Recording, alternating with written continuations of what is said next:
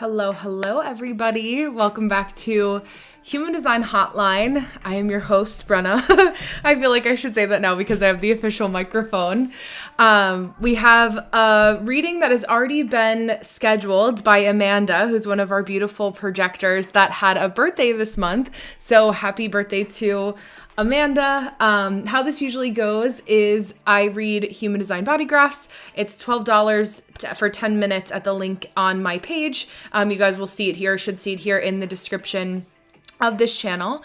I always start off by asking people what their big three is in human design and astrology. So if you want to drop that in the comments below, if you're new or returning, please feel free to do so. And then just give me a little shout and a hello when you guys are here so that I can see that you're here in the chat. Otherwise, I don't get a name pop up like I usually do over on TikTok when I do my lives. So I'm going to be bringing up Amanda's chart here, and I will use her a little bit as an example. And then we're also going to do a little bit of a recap of the energy, or I should say forecast, if you will, of the energy for tomorrow. So let me get that up, or I should say Amanda's chart up, and then we'll do the forecast so I have her info ready to go.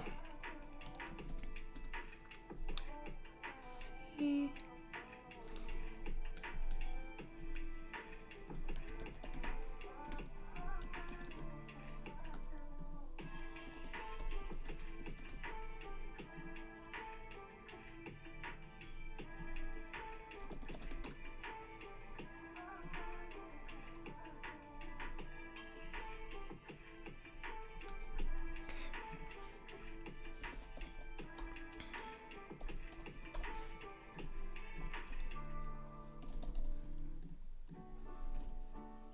April 10th.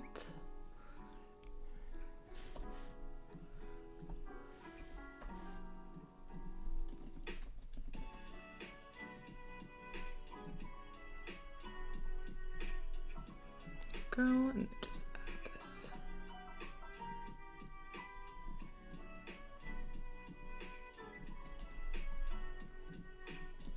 And I'll show you what I'm looking at in a second so you guys can see. Hi, Anna. How are you? Happy Wednesday. I had to look at my computer to be like, what am I looking at and what's happening here? I was thinking of you. I was like, I have to message Anna to see how she's doing. This is only your second week, right? In my mind, you've been at this new job for like 3-4 weeks already. But let me know how it's going. I hope it's been enjoyable. It feels like it's been enjoyable. I enjoyed your Grand Cross post today, and in true like synchronization fashion, because we're always synced. I was writing or making content for YouTube here about incarnation crosses and how the intersection of our 4 gates of our incarnation cross are what make up a Grand Cross in our natal chart, even though in our tropical astrology and Western astrology, we won't see that full Grand Cross reflected. Hi, Dwadaki, how are you? It's good to see you.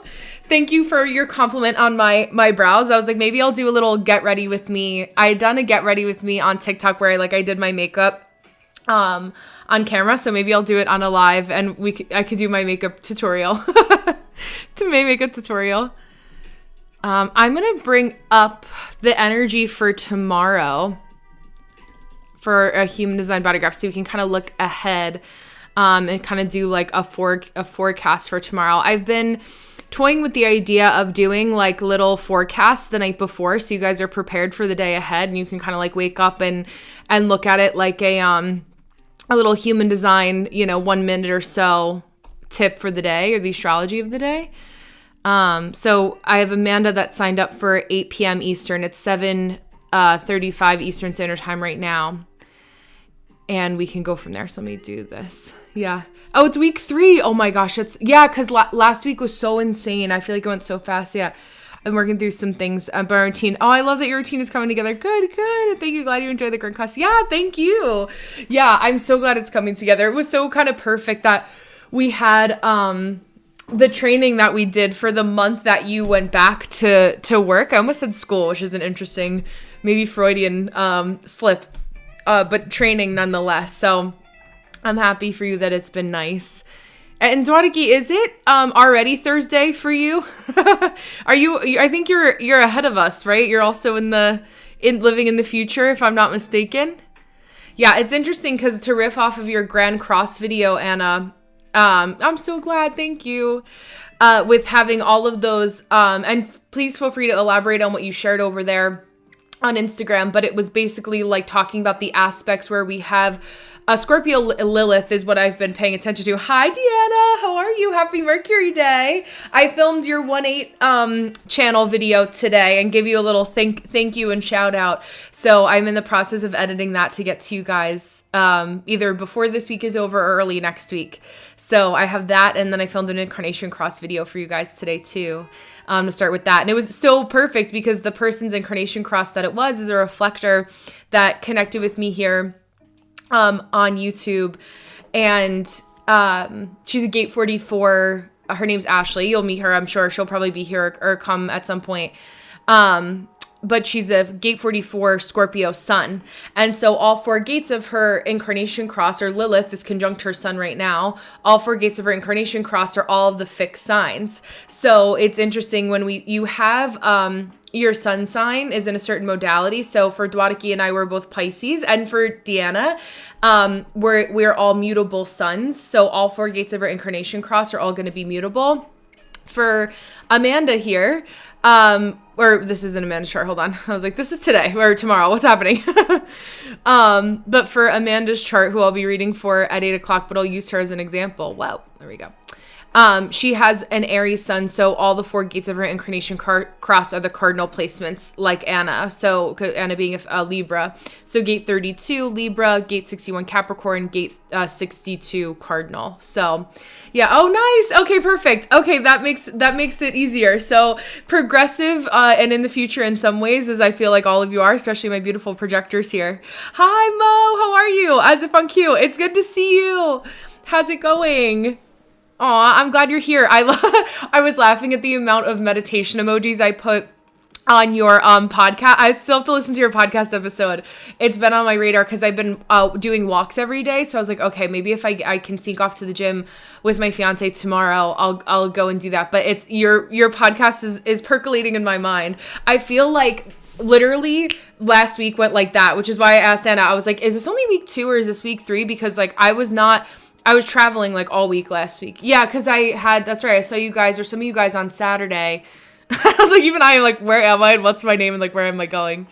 But I was mentioning the 4 gates of our Incarnation Cross create like the Grand Cross that's in our astrology and our natal chart.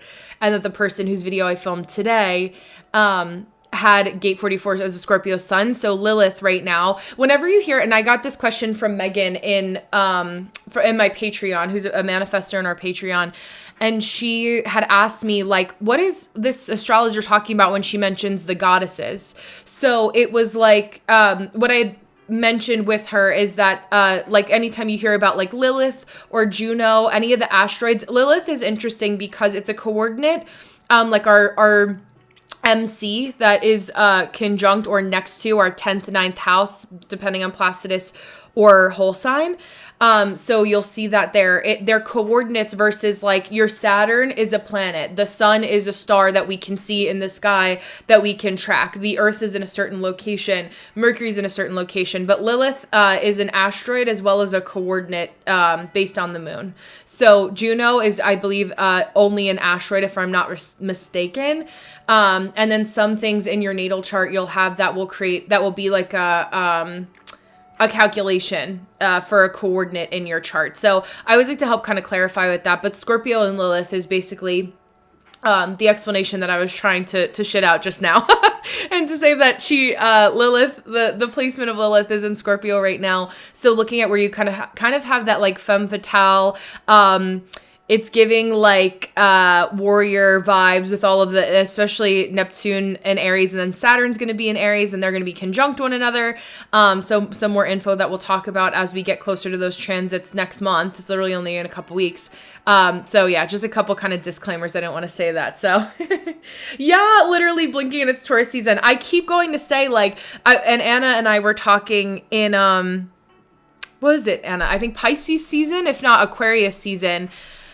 And I was mentioning to Anna, like, I was just like, oh, it's just, things just feel so slow. And I'm like being impatient, I know. And she was like, listen, just wait till we get to Aries season and it'll fly by. And I was like, no, you're so right. Like, it literally will, it literally will fly by. And here we are. I'm like, wait, Taurus season, like, that doesn't sound right. And I'm keep checking the dates. I was going to book a session with one of my mentors.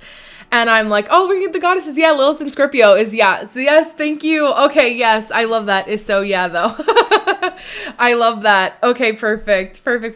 Yeah, do you have, Mo, like, in your projector wisdom, like, how would you explain how you work with Lilith in Scorpio? Like, if you are comfortable sharing, or a version that you're comfortable sharing publicly, because I know that sometimes people's practices, we like to keep them more private, right? Especially because Mo and I are both Aqua rising, so our 10th house is Scorpio. We're like, okay, what can I share that feels like it's appropriate for people to know at this moment versus what are some things that feel private? And I think for all of us, there's a big push towards that privatization of certain things during this time, and knowing that, like, there's certain things that are sacred. I actually, riffing off of that, remember that there was a person that was and multiple people. I don't think it was just one person that I can recall off the top of my head, but when it came to social media, how because we went through kind of like the last 10 years of things being so public, then we're going to kind of shift where, like, our privacy and not being as available is going to become more popularized. And I think just with what I've seen so far, even with what Saturn's been doing as it leaves Pisces and enters Aries. Hi, Nini, how are you? So on and so forth, with the kinds of transits that we've had recently, I've noticed that shift. So it's been interesting just to see how people have become more private all in due time. Even myself, I'm like, certain things where I'm like, okay, like, I am not even just so, like, here in a public setting, but even with, like, certain family members, certain, like, members of our extended family, or, like, friend groups, friends of my fiance's, I'm like, okay, need to know basis for sure, which also is very much so, like, what's happening after your Saturn return, you know? So yeah, and it's interesting in regards to Saturn and Aries. I had posted, and this is like the where I have been tracking, so a little bit of my data behind the scenes, the things that I'll share, where people have been conditioned to change words to be fearful about their Saturn placement versus where they're feeling empowered. So in my Saturn video that I made, I said, honestly, if I knew what I knew back then, what would I have paid attention to? And it's my Saturn placement. Also, because I'm an Aqua rising, it's one of the rulers of my rising sign, my chart ruler. But I had said, what are you nervous about? And it was interesting how many people read the word nervous, but bypassed it. And instead of like thinking like nervous, like I'm a little apprehensive, I'm cautiously optimistic, they went right to like terrified, scared, I'm nervous someone's going to die. Like as if all of these things that feel very, like predictive. And so a big way that I like to use these tools, and I always say this as a disclaimer, is that it's a tool that you get to use, not something that totally has to be like your destiny. I really try to stay away from the word destiny or making it feel like there's something that's predetermined, because I think at the end of the day, human nature, we also have, the ability to, our nature is a certain way, but we nurture other things. It's, again, this, as I mentioned multiple times before, in the words of Pam Gregory, astrology is the science of probability. So it's not certainty. It's not, I can show, this beautiful chart and all of Amanda's glorious placements, but if Amanda isn't able to use them or doesn't use them in a way that feels comfortable for her, or for whatever reason, her nervous system isn't regulated enough to step into her power, so to speak, it's like, okay, this looks great, but if you're not practicing certain skills, it's not going to happen, right? It's like sitting on the couch and having a human design body graph that shows us that somebody could be physically fit. Gate 46 is there. We have channels of competition, channels of initiation, channel of money. But if nobody is going to, oh, see you, yes, talk to you soon. If you're not going to use those, you can't think about going to the gym and expect that your body's going to change just by thinking about it. Now, have I seen or worked with things like that? Yes, right? Like I do work with manifestation, or especially when you speak, to your body kindly. It's like how there's been those studies where you speak to plants and they radiate better. Hi, Darian. Good to see you. Yeah, literally. Literally, it's nice to see you again. But yeah, it just nurturing and naturing is important. Got a call. Okay, went back to the vid. Yes, it was in Pisces season. We talked about how much things are going to speed up. Sorry, I was like, I thought you were saying you were leaving. I read it quickly as I'm chatting. But yeah, and if you, Amanda, when you are here, just let me know that you're here. And then we can pivot over to doing your reading. I can start a little bit early. I can't see who has popped in. So hi, Trick. If anyone has joined and I haven't said hello and you're usually here, please know that I'm not ignoring you. I just can't see you pop in unless you say something in the chat. So if you're comfortable just being behind the scenes and are like, I just want to enjoy the vibes, there's no pressure. So if you want to be perceived, feel free to be perceived, but know that I'm not intentionally not perceiving you. Just for the sake of clarity. And I just wanted to read what Mo said, going back to how she works with the goddesses and specifically Lilith and Scorpio to highlight some of her wisdom. So I've been channeling Lilith and Scorpio into reworking my spiritual contracts and reputation. I love that. Petitions, that's an interesting word. Spells, glamours, oils, mirror work. Oh, as I don't know affirmations, AFFS, affirmations, the while. I love that. The while 9. That part I don't understand unless it was broken up. Oh, also finding empowerment and authority in doing shadow work actively. Yes. Had to sit Mo down and have a few tough conversations. I feel that. It's like, really, where are we getting in our own way? Listen, as a Pisces, getting in my own way and like trying to like spiritually bypass myself has always been something that I had to be aware of. Like, I definitely was in heavy victim mentality when I was like younger. Thank you. The whole 9. Thank you. Thank you. I appreciate that. My brain not working as fast to decode. But yeah, like really paying attention to where I was playing a role in my own suffering. And it's been very indicative of all the Pisces and Aries, stuff that we're going through, that we've been through.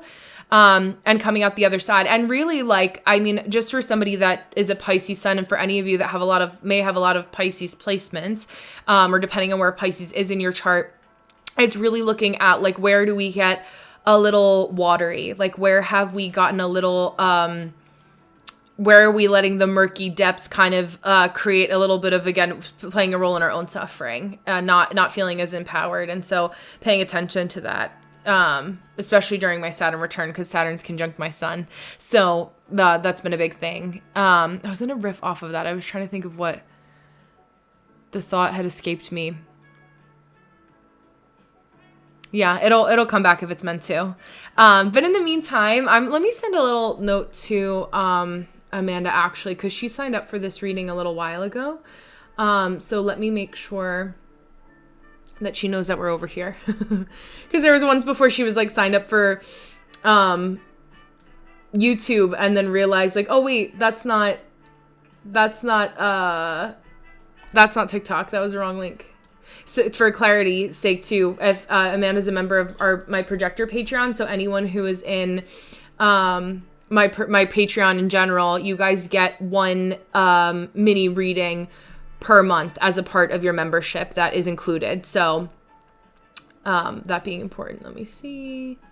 And then Deanna, I messaged you back. Deanna had a really good question about like how to stick up for yourself about boundaries when it comes to people getting your name wrong. So is there anybody else here that has that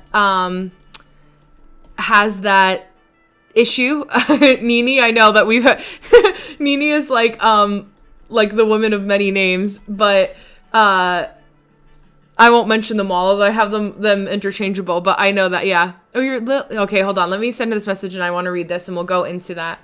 Hi, just confirming.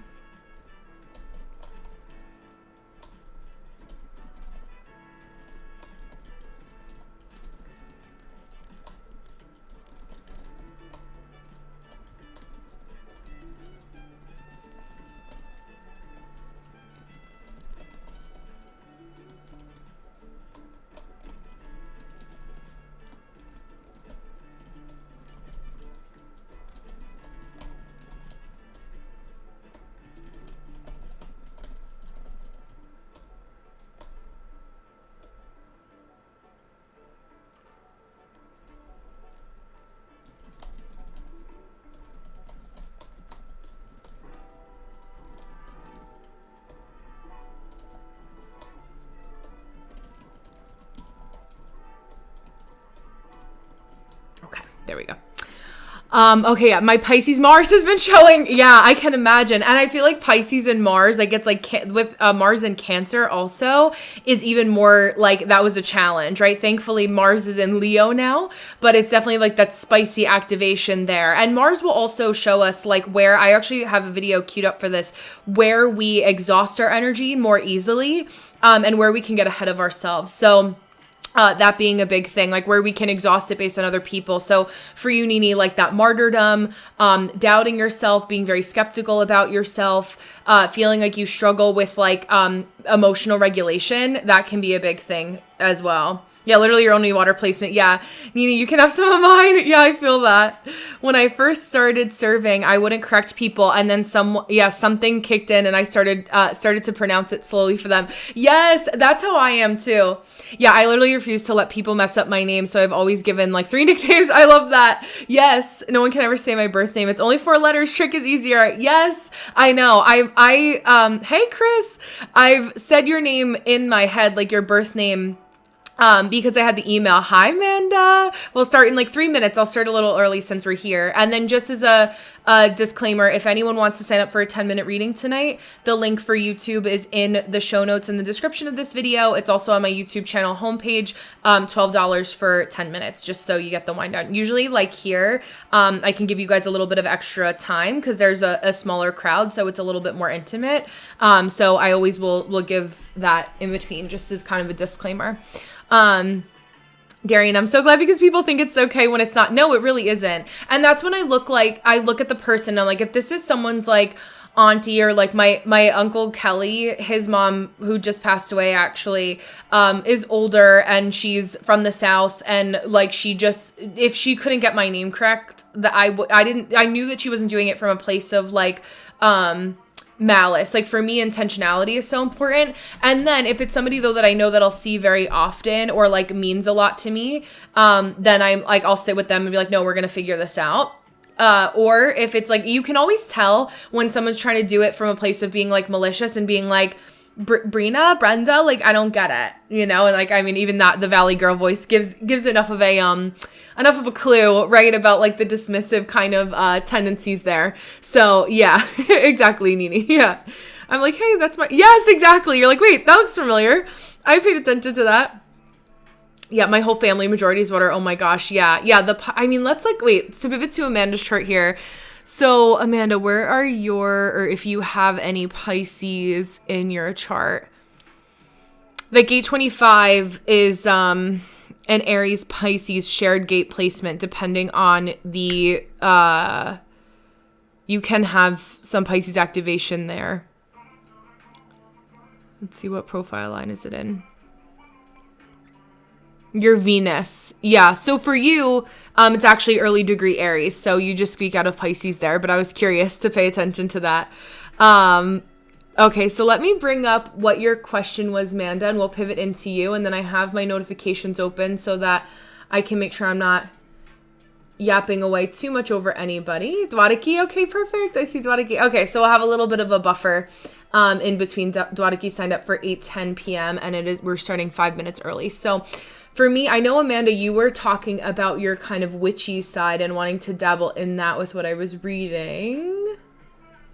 So my witchy placements, how can I harness their power? 8th, 12th house. I've heard I have high priestess placements. I wanted to learn how to harness them. Ooh, I love that. So there's a couple places. So whenever, and I know where you would have heard that oh, perfect. Just watching gate 44. Okay. I love that. So whenever I see somebody that has, okay, line 6, that's helpful for me to know. Thank you. Yes, I see that as your north node. We'll talk about that. So whenever I'm looking for like high priestess placements in tarot, the high priestess is really ruled by the moon, but I think that she's a great descriptor for the iconography that's associated with, I was looking for, my deck is over there. So or over here, I'll leave it for now. But for that organization and structure that comes with religion, but through the place of having some sort of structure around the way that you tap into your feminine spirituality. If you look at the iconography or the picture of the high priestess on the major arcana, or I should say in your tarot deck, she's holding a Torah, which is the Jewish book, Old Testament, essentially. So the pillars are beside her. She's in her ceremonial garments. And whenever I see, like for you, having gate 59 as your Virgo moon, that's a major activation of that. Also, gate 59 in the first line. So what that tells me is when you're practicing any kind of spirituality, you need to have some sort of a structure or a flow that makes sense for you. So like, what is the process? What do I deem appropriate for how I practice my spiritual witchy gifts? And automatically when we think witchy, we think cauldron, we think magic, we think anything along those lines, right? That allows us to have some sort of cadence, or it's funny, excuse me, because I want to say cantor. Like, I don't know if singing is something that you've thought about doing, or just like practicing using your voice in some way. Like, what are the declarations that you're saying out loud? Even if it's as simple as like mantras or vocabulary that, what's the word? Mantras that you repeat to yourself to get to your witchy side. Like, I trust my intuition. I'm strong and firm in my intuitive senses. Things like that kind of practice that connection with your brain to your throat center, right? You already have that with so much activation. I want to say, I always mess up the name of this channel in the Definitive Book of Human Design. I always call it the Channel of Awakening, but that's not what it really is called. Hold on. Stand by, please. In my mind, that's what it's good for. Our channel of awareness. The A was there. Also, it being in a projected circuit in the knowing circuit. So I was doing, and I'm going through a series of deep dives into the channels in human design. And so whenever I'm looking at somebody's chart like yours, Amanda, who has gate activations from the crown to the ajna, that's important information for creating kind of like rituals around that flow of energy. So with the channel of awareness, we have gate 61, which is a late degree Capricorn, early degree Aquarius placement, meeting gate 24, which is a Taurus gate placement. I actually just did a video about that. That's sent to my editor. That's coming out this week, going deeper on that. So you have it in the 6th line, your South Node. That's also data there. So a little bit of your witchy power, South Node energy being pulled in from a past lifetime is also how I look at this when it comes to the correlation between what we know of the South Node and astrology, and then how it flows through your energy. So gate 61 and gate 27, when they formulate the channel of awareness, it's like randomly, all of a sudden, you know certain things to be true. And so when you're focused on studying, gate 24 is the gate of rationalization. So I'll give you a little bit of like a cheat sheet disclaimer for the video that I made that's coming out this week. Gate 24, Taurus gate placement, we're going to experience it in about a week. We're all going to feel the effects of gate 24. So this is going to be something that's extra activated for you, Amanda. How I would work with this to indulge in your witchy senses is focusing on almost like rationalizing or marinating or ruminating in a healthy way, being healthily obsessive with whatever it is that you find fun about your witchy behaviors. Like, how can you kind of create a clean slate? It's Tauran, it's Venusian, Taurus being ruled by Venus, that aligns with your values. Like, what is the altar space? I kind of am envisioning like, something that you have set out, or a dedicated space that is set up for you to practice that, right? Your Virgo moon is really going to like that. Your gate of ordering, Aries Mercury, is also really going to like that because it's creating order out of like, if you did like a chaos magic, so to speak. I'm not as well informed in different types of modalities of witchcraft in that way. If anyone has any resources for them, or you are a resource for them, feel free to share with Amanda here in the chat. But that's also something that you can look at. Like, who are the people that you like to learn from, that feel safe for you to learn from, that can help you create some sort of structure, and finding the things that you have in your home. Maybe you have a sage bundle. Maybe you have certain bottles or decanters that you fill with moon water. Maybe you're like me and you have some Florida water. I'm going to put this on right now because I love the smell of it. I'll wear this like as perfume. My father-in-law to be wearing it as he's Cuban too, so it makes a lot of sense. But what are the things that you have ritualistically that help you with that? Now, what's interesting is that when you're channeling for somebody, and if you're talking about doing this from an entrepreneurial lens, you don't want to have to feel forced to channel for somebody specifically. Whoever comes through for that person is whoever comes through, and you want to be very clear about that in the way that you practice your spirituality. Now, can it shift, or you can kind of have more an open communication with spirit and manifest more specific people that you're the person that's sitting for you, the client in front of you is asking for? Yes, that can definitely happen. But so much of your genius sits within this 4323 channel as well, where it's almost like the quirky like magician that, you know, the crazy cool lady that you see. I'm thinking of in Harry Potter, there's the woman that does the like potions class. And she ends up like getting fired in like the Deathly Hallows, and then like they bring her back to save her.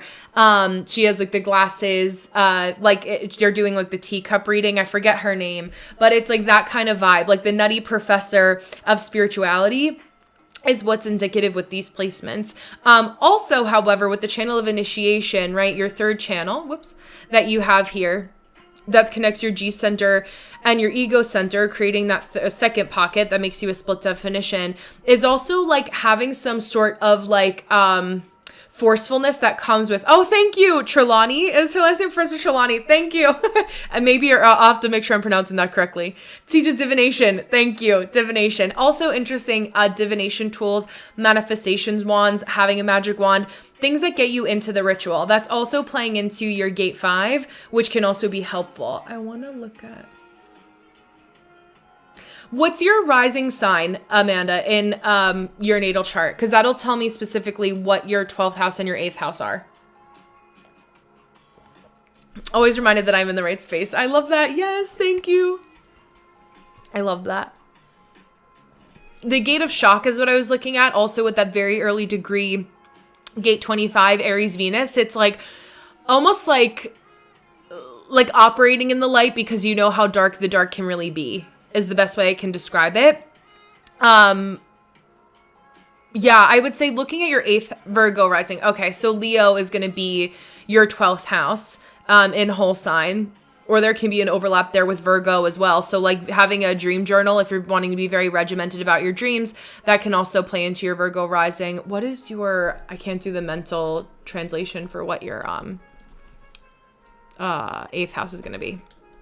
Yeah, there you go. Yeah, and having your moon right on your ascendant too is always going to do that. Virgo rising. Yes. I'll have to make flashcards for myself so I can remember this automatically. It's on my list. Oh, yeah. So Gemini 10th house, Aries 8th house. Okay, yeah. So that's right, because you're an 8th house sun. We were talking about this. Yeah, shining in the details, like going deep with people. Also talking about like you're going to get a lot of visions of things that people don't want to remember. So I think always having that, thank you, Nini, always having that disclaimer of like, I am not responsible for what comes through. I am just responsible for translating the message. I'm doing you a disservice if I do not share that.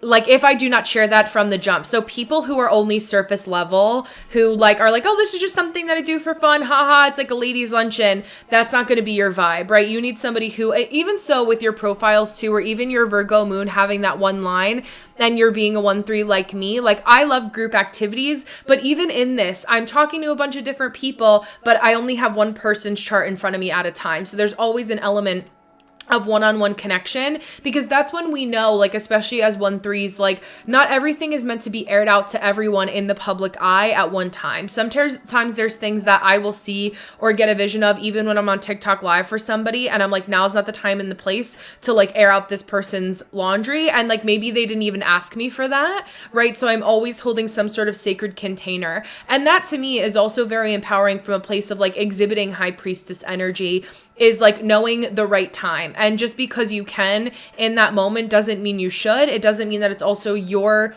energetic or legal responsibility, right, to air and share that to people. Yeah, so also figuring out like what are your rituals around how you prepare join in with somebody and to tap into their energy. Before I ever read for somebody, if I have a reading that's booked with someone for like an hour or a half hour, I always start to pick up on their energy maybe a couple hours before the session. And I'm like, why do I feel a little bit like squirrely today? And I'm like, oh yes, that's right. At 3:00, I have this session with so-and-so.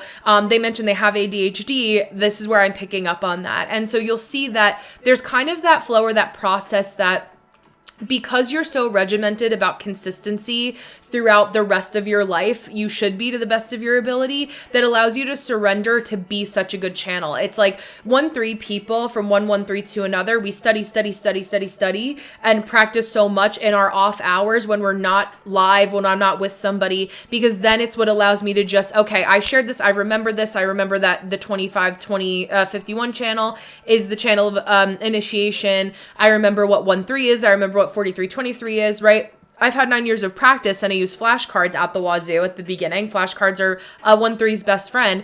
But we remember all of those things and have our practices set in place, because that's when we allow ourselves to have those aha moments when the magic happens and it's go time.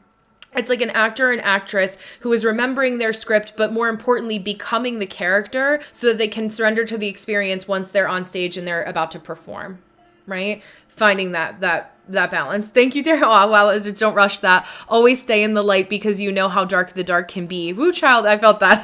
I love that. I can hear you saying it. Thank you. And I think all of us can really relate to that, but especially Amanda being such an embodiment of that with her 8th house sun and then having the moon on your ascendant. It's like your moon is illuminating your Virgo qualities a little bit more, so you can be really sensitive, because even more so, I think it circles back to the disclaimer of saying, like, I am not responsible for, if Uncle Jerry doesn't want to come through, and I always use Uncle Jerry for some reason when I give this example, but like if you're asking to speak to your dad or your Uncle Jerry, right, and he's not coming through, but your dad is, who you didn't like have a good relationship with, that's who's coming through. I'm not going to slap the label of Uncle Jerry on top of him just to make you happy, right? Because that's who you wanted to communicate with. And having like some sort of contract or outline when it comes to that with your witchiness, also just really super important. I think because of your gate 44 and your gate 48, fear of alertness or fear of the past repeating itself and fear of inadequacy, it's like if you have the one piece of paper, I use DocuSign for my mentorship, for example.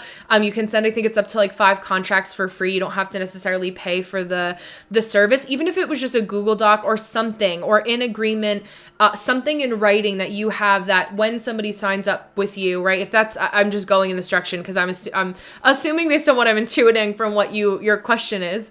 But if that was a goal to like monetize that service, then you want to make sure that there's just something in writing that also is kind of like the CYA, cover your ass form for you, that makes you feel good and saying, okay, so if this person is asking to speak to their mom, but their great grandma Josephine comes through, that's who comes through. And I don't have to feel like I'm inadequate because I didn't channel the exact person, right? It's also kind of like up to the free will of that soul in my mind of like, who is this soul wanting to come through? Who else is coming through in addition to this soul? I haven't necessarily had a hard time connecting to certain people, but sometimes there's more spirits for me as a witchy person who are just more talkative than others. So definitely the psychic gifts are there. I think just matching it up with the other witchy side, or if we're kind of splitting witchy down the middle and we're saying psychic, and then like witchy, like witchcraft, like, you know, practicing with herbs or spells or manifestations or incantations or affirmations, so to speak. It's just having a sort of cadence, a journal, rituals around that. And just finding like what I've been really called to say is like, remember that all of this shit is supposed to be fun. Like, if it ever feels like you're not having fun, you're being too serious about it and you're doing it wrong, right? So I take my job seriously, but I also am remembering that like I'm here to have fun. So if it ever stops becoming fun or I'm too tired and it's not fun, I take the day off, right? So what about being witchy can be fun for you again, right? How can this be fun? How can this be more enjoyable? Who are the people or the routines and the rituals? And you're like, oh yeah, like I'm going to grow this herb garden. That's what's going to be fun. That's what's going to be enjoyable. And focusing on more of that. So I will leave you with that for now as I pivot over to Dwadaki. Thank you for letting me go a little bit deeper here with you as I go into Dwadaki. And Dwadaki, no one booked right after you, so I'll give you 15 minutes as well since we're here. So, and then Amanda, in the meantime, if you have any other questions, just let me know. Let me go here, and I have your beautiful chart saved from last time.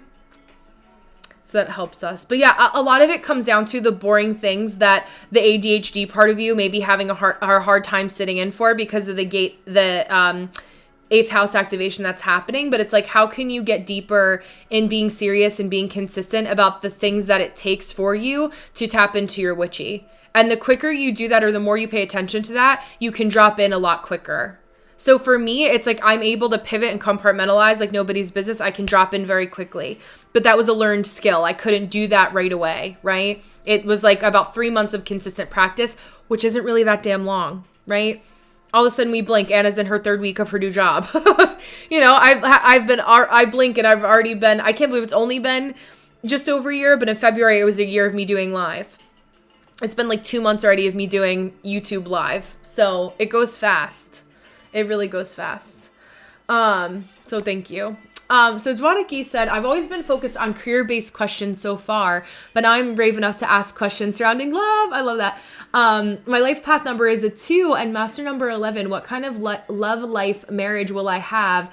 Is it only after I work on my inner healing? Will I meet the love of my life sooner or later in life? So a couple things. I am not as well versed on numerology. So when it comes to like life path numbers, something that I would love to learn, but I don't equate them with like direct association to like human design numerology per se, which I don't know. Do you have gate 2 or 11?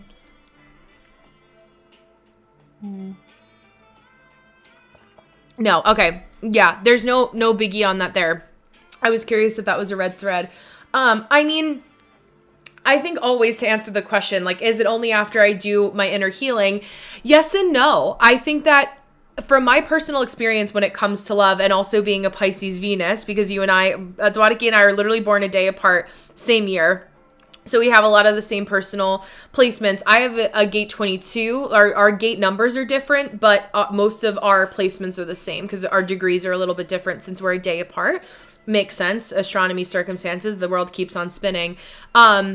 But gate 36 is the type of Pisces Venus. Okay, yes, absolutely. No, you're sweet. Thank you. It helps me. I'm like, it's a little like sprinkle in my brain of like extra knowledge. I'm like, okay, maybe numerology, because a few of you have asked, especially because of the gate number. So thank you. But I had done a lot of work on my own, but I wasn't fully done, or it was like the first full year of me being with my fiance. He was just my boyfriend at the time, but that's when I really learned to surrender to the process of allowing somebody to love me and to be there for me when I was also doing the work, and to know that I was unconditionally lovable as long as we're being respectful of our partner, that he was willing to work through some of my own relationship, gate 44, fear of the past repeating itself, trauma with me, right? And trauma sounds sometimes, I mean, yeah, could I use the word trauma? Yes, but like some of the dramatics of things that I had been through in past relationships. My relationship prior, I was with him for 4 years. He was emotionally cheating on me. I found like a slew of text messages, like, since we were dating. It was a long story, but it definitely, I was ready to still, willing and able to still trust again. I talk about that a lot in my gate 44 video, and also the 1/8 video that I made for Deanna. But that to me is a Pisces Venus as well, from one to another, is like, and gate 36 for you. The crises that of the past don't define my relationships of the future. I know how to look out for things that have happened in the past. And if I see somebody that has the same indications of being a fuckboy, for lack of a better way to say it, or an asshole, they can stay there. I know there, I've been there, I've lived in that world, I've seen what I needed to see. I didn't like the ending, whatever the lyrics are to the Taylor Swift song. And I chose to start anew. So I think that there's always something, I will say too, that always has to be more of a dial that's turned up in your life as a manifesting generator. Even though we're multi-hyphenate, multi-passionate people, being a Pisces Venus and a manifesting generator, love and our love relationships, how we express love, is always so important to us. That's always going to be on the forefront of our mind, especially when your sun is conjunct your Venus, right? We have that overlap there. Same sign. So it's going to be a priority. Now, if you are at the stage mentally where you're like, you know what, I'm really ready to like actively start dating and prioritizing dating, right? That has to shift to become an active priority in your life. So waiting for it by being an active participant in the act of waiting. And this is a good way to also describe what it means to wait for the invitation for projectors, because you want to be in a state of active expectancy. So for myself, in the 6 months that when I had broken up with my ex and re-met my fiance, I had known him and worked with him for a few years before that. So I knew him. We were always in each other's orbit, but we didn't progress past that because we were both dating other people. I was in a period of shining and being the best version of myself. Leo is also my 7th house. So Dwadaki, remind me of, I want to say your, what is it, Cancer rising, or what's your rising sign? Remind me, because I know I just did the Gemini 2nd house, you were saying, right? Gemini 2nd house for you. It's so funny. I just did it because I'm talking about Venus. I'm not remembering, but remind me so that I can think of your rising sign and then what your 7th house is. Because 7th house in astrology is also an indication of where and how you'll meet your partner. For me, when I was shining, it was literally during the summertime. Our actual anniversary, or when I ended up with my fiance, our anniversary is Taurus rising. Thank you. Is Leo season. So that means for you, if we go directly across Scorpio season, right? Scorpio 7th house, meeting somebody when you're in an active state or going through some sort of deep transformation or have come out the other side of your transformation. Phoenix rising from the ashes, spending a lot of time being introverted and focusing on yourself. That can be another indicator, because literally my 7th house is Leo. We ended up dating in Leo season. We met up again July 27th or 28th. And then by August 12th, we were officially together. It'll be 4 years, August 12th. Yeah, Scorpio stellium. Yes, exactly. So that tells me, like, also paying attention to that, the timing of the year. Like, if you wanted to be preparing from now until October, where would you want to be if your partner would have walked into your life at any time, but from now until October, to give yourself the benefit of going a little bit nice and slower as a Taurus rising, right? Because Taurans like think to elongate pleasure. Also important for your partner to know that. Where is the elongation of pleasure? We're not wham bam, thank you ma'am over here, you know? Also paying attention to that. I would look at, it's interesting because Jupiter also being in your 7th house in gate 1, which is the gate of self-expression, is that your partner is going to be somebody that would like to see you kind of shining, that allows you to be yourself and that doesn't stifle that. So if you're with somebody that's very controlling over not allowing you to shine, that's important to pay attention to that. I generally do attract men into my life around Scorpio. That's so wild. Yes. And I think like as that, yeah, whatever name of her game as far as relationship go. Yes, exactly. Exactly. Like paying attention to that. Yes. During Scorpio season. Yes. Yes. Yeah. Oh my gosh. Oh, that was so weird. It was like, it glitched. I don't know. But yeah, I was going to say, in the last like 5-ish minutes that we have together, like if you were kind of to create almost like the process, it's like how women, so both my cousins that are sisters, I told the story, they're not, they end up getting pregnant at the same time through IVF, and their due date is literally the same day, May 20th. So I saw them both on Easter, and it's kind of like with the same with dating. If that's your priority in calling in a partner, you want to be kind of nesting or creating intentional spaces in your home, in your environment that make room to allow somebody else to come in. Right?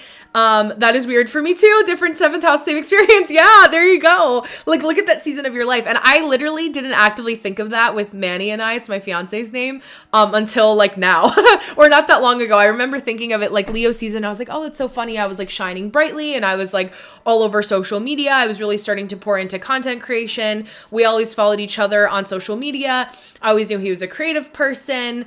We also touched base a little bit during Aries season, and he's an Aries Venus. So also looking at maybe some people that you met during Pisces season could also be important to kind of reflect on if you went on a date with somebody and you're like, oh, I wonder like what they're up to. I don't know if the number 20 also that's been coming up a lot. I don't know if that means anything to you. It's 8:20 right now, which is funny. But yeah, so paying attention to that also. I would say like what I had also done to kind of like actively create in my physical environment space for a partner, always having two end tables, always keeping like a charger and like other things on the man side of the bed, because I'm obviously in a heteronormative relationship. That also being something that I really paid attention to when it came to partnership. Always keeping my home tidy and clean. Like I'm definitely somebody that likes, like if I can see too much laundry piling up, or too much like clothes on the chair, right? We always have the chair or that area that the laundry seems to collect. I know that I like to keep my things tidy so that if I was ever going to have somebody over, right, even just to hang out, right, like a friend, I was always kind of in that state of like actively wanting to meet people and be social, and to see where the wind took me. I also, when I was single, was very, I had a lot of alone time, which was great. I was working from home. I was working from home almost right before COVID too. A lot of my arts and music management stuff was from home unless we had an event, because I could do stuff on my computer. But when I was single, I was also making sure that I was still going out and doing things in the real world. And the biggest mindset, which is just like good advice in general, but especially when you're a Pisces Venus, is to believe that your ideal partner really is out there, and that there is somebody, even though it seems like there's a lot of frogs that you've kissed to get to this point, it just really is because for whatever reason, there's probably a part of you that has shut down being available, or you've done a lot of traveling. I know when we had your reading, you were in Sri Lanka, I believe it was, or I know you were over in that area of the world, and it was like 4 a.m. your time and like 8:00 at night here, or something crazy like that. So like just getting back, being in the Eastern Standard Time zone now, just kind of getting yourself acclimated and grounded. Like, where are the places and spaces that your ideal partner would hang out in, or where would they like to go? So for me, it was important to know that I met a partner that's lifestyle already was kind of similar to mine. So like working out and being fit, or just even not even from like a, having to overwork and have like Sri Lanka, thank you, yes, like washboard abs, but like it was important for me to know that him taking care of himself was a priority. I literally just found, and I'll have to find it, but the list that I wrote, and my fiance had every single thing, give or take like three or four things on that line. It's important too. So yeah, she has to say it too with the Taurus rising. Yes.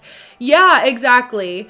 Yeah, manifest that out of air. You mean she can't manifest that out of thin air and cotton candy. Yeah, and that's not what it is. But for Pisces Venuses, it's like we have to know that the delusion, that what other people would call delusional is actually what is active manifestation for us, because our Pisces sun is conjunct our Pisces Venus. And I know this from personal experience, where I was like, I don't know what he looks like. I don't know where he's going to come from or how he's going to come in. I know that I'm going to be an active participant in making sure that it happens. And part of that inherently is just being vocal. I think being a Taurus rising and just knowing Dwadaki in general for as long as I have now, she's not somebody that is silent.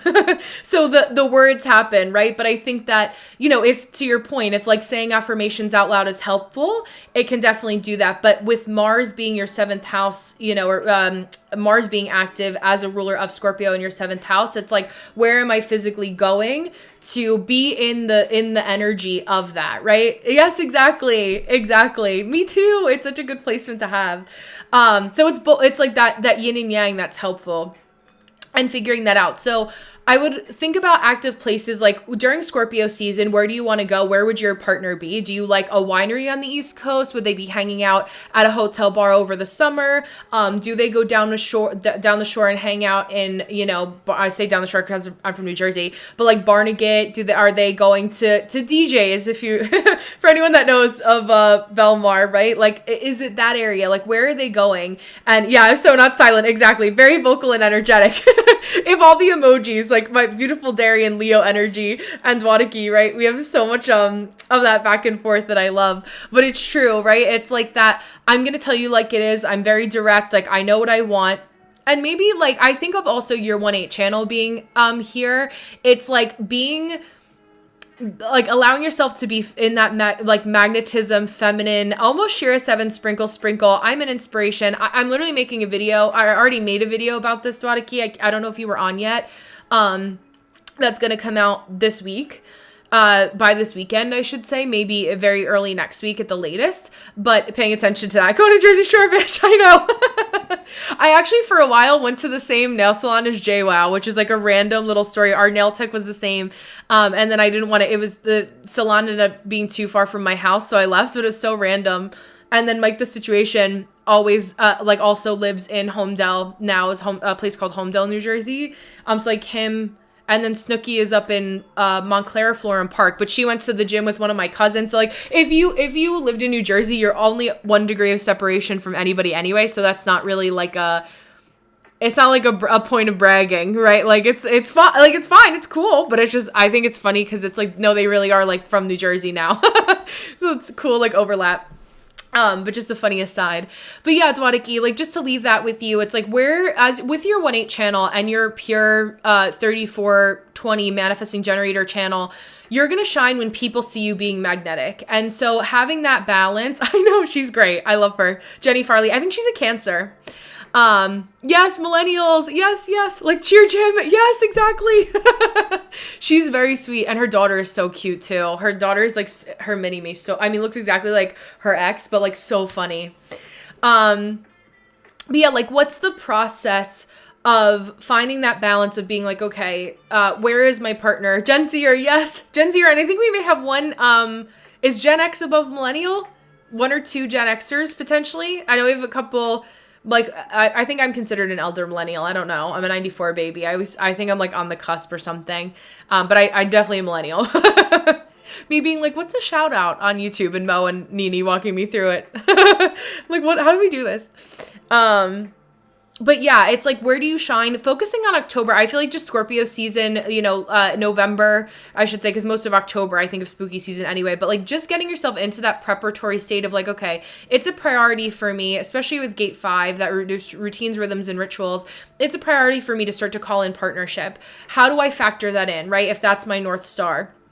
And Motu, yes, exactly. For me, right, 94 is a cusp. Yes, thank you. A cusp year. Thank you. Where I believe that my future partner is out there. I know that he's out there. They're out there. Where, universe, I'm doing these things to kind of go about my business. This is going to be a priority for me. This is how I'm actively taking part in my manifestation. But where do I go, right? What do I do from there? What's the process? What's the flow? Yeah, 46. Yeah, whatever gen that is. I just look young. Yes, exactly. Oh my gosh, your energy is so amazing. Like, so young, so youthful. And I feel like you're so fun. Like, I thought you were younger than me. Very wise, right? That's not to dismiss age with wisdom. But like, I was, Darian, when we met at very first, I was like, oh, I feel like you're younger than me. Yes, exactly. Looking like your vibes are just good. Like, I feel like you have such a good ability to connect with people.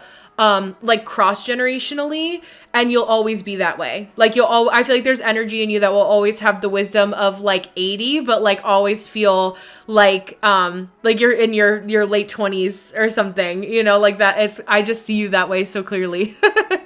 Yeah, of course. Yeah, I love how you're getting her into acting as if seamless. Yeah. Oh, yeah. Well, for our Pisces Venus, that's exactly what we need to do. It's like, I value my Delulu. Like, for me, it's like, yes, exactly. It's like every single day I'm like flowing through life. Like, I can't wait, I can't wait. I'm so ready for this next thing to happen. I'm so ready to reach my goal. And for me, and I think this is helpful, I was trying to come up with a way to describe this, and I had it in my head earlier when I was driving home from the gym with Manny.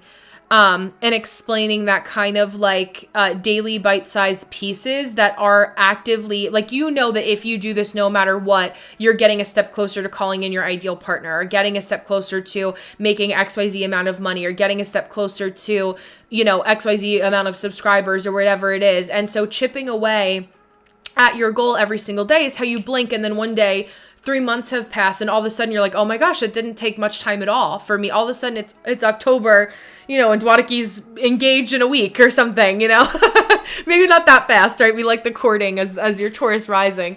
But yeah, paying attention to like the daily habits, especially as a gate 5 person, are what you really know that add up to make the big things happen. And I can speak to that from personal and professional experience with the people, me working on myself, but also the people that I've worked for. Usually what happens is that as manifesting generators, we don't slow down enough to believe that it's possible to take active steps in that. Yeah, there you go, Mo. Exactly. No more frogs. No more frogs. Exactly. That regal authority figure we need with your 4-6. But like, if your priority now, if your top 3 priorities is, working consistently every day, working out every day, and then finding a partner, what's something that you can do today, even if it's just 5 minutes of intention that align with that goal? And that's true for any of your goals. Like, what are 5 minutes of intention? Yeah, exactly. He could be around buying me gold. You never know. Exactly. And if that's a priority, like maybe you go to like, in your area, like maybe you like to go like thrifting, or maybe there's some like vintage gold, or maybe there's like jewelry outlets, or walking around like outlets and just going to the coffee shop that's in the outlets where there's a jewelry store, and he likes to buy himself a fancy watch, or like there's a sailing yacht club that you like to go to at 12 o'clock on a Wednesday because you took the day off. This is very like, Shira 7 is a Pisces, so there's always been a little sprinkle in my game. Okay, so I'm not going to deny that.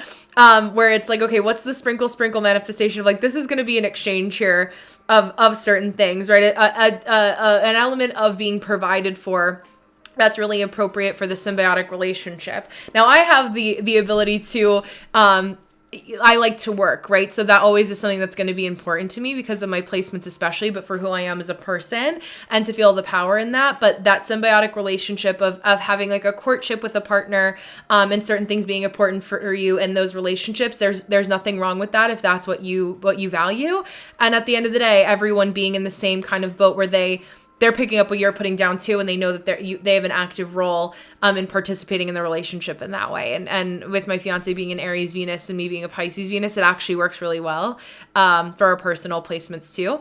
So yeah, I've explained this to my little sister so much. Yes, and it's so hard when you're like, I wish I could fast forward through time for you to get to that point where you're on the other side of this, but it's hard when like they're going through it. Like even I think of my niece, she's 5, so there's a little bit of time, but going through her first like heartbreak or her first relationship or things along those lines, and, walking her through that. And I'm like, oh, I wish I could, make it go away, but we all have our rites of passage, so to speak, in those ways. So yeah, I think just for anything, like to riff off of Dwadaki, and thank you, Dwadaki, for letting me read for you. And I'm excited for you to put those intentions out there with everything that's going to be happening. It's interesting too, because Lilith is transiting your 7th house right now, being in Scorpio, and that's what I started talking about. And so a little bit of that like femme fatale energy, like I think that your partner is going to be a little like, should be healthy, a little bit afraid of you. Especially with Scorpio in the 7th house, like he's a little afraid, a little bit like a healthily intimidated by your power, and like you want to have them in your life, you don't need to have them in your life, and they will know that. Yeah, you're so sweet. Oh, I mean, listen, it's bound to happen. It's a matter of when, not if it's gonna happen. Yeah, Sag Venus, so I think I get through to her as much as I could, but she's in her own person for real. Yes, exactly.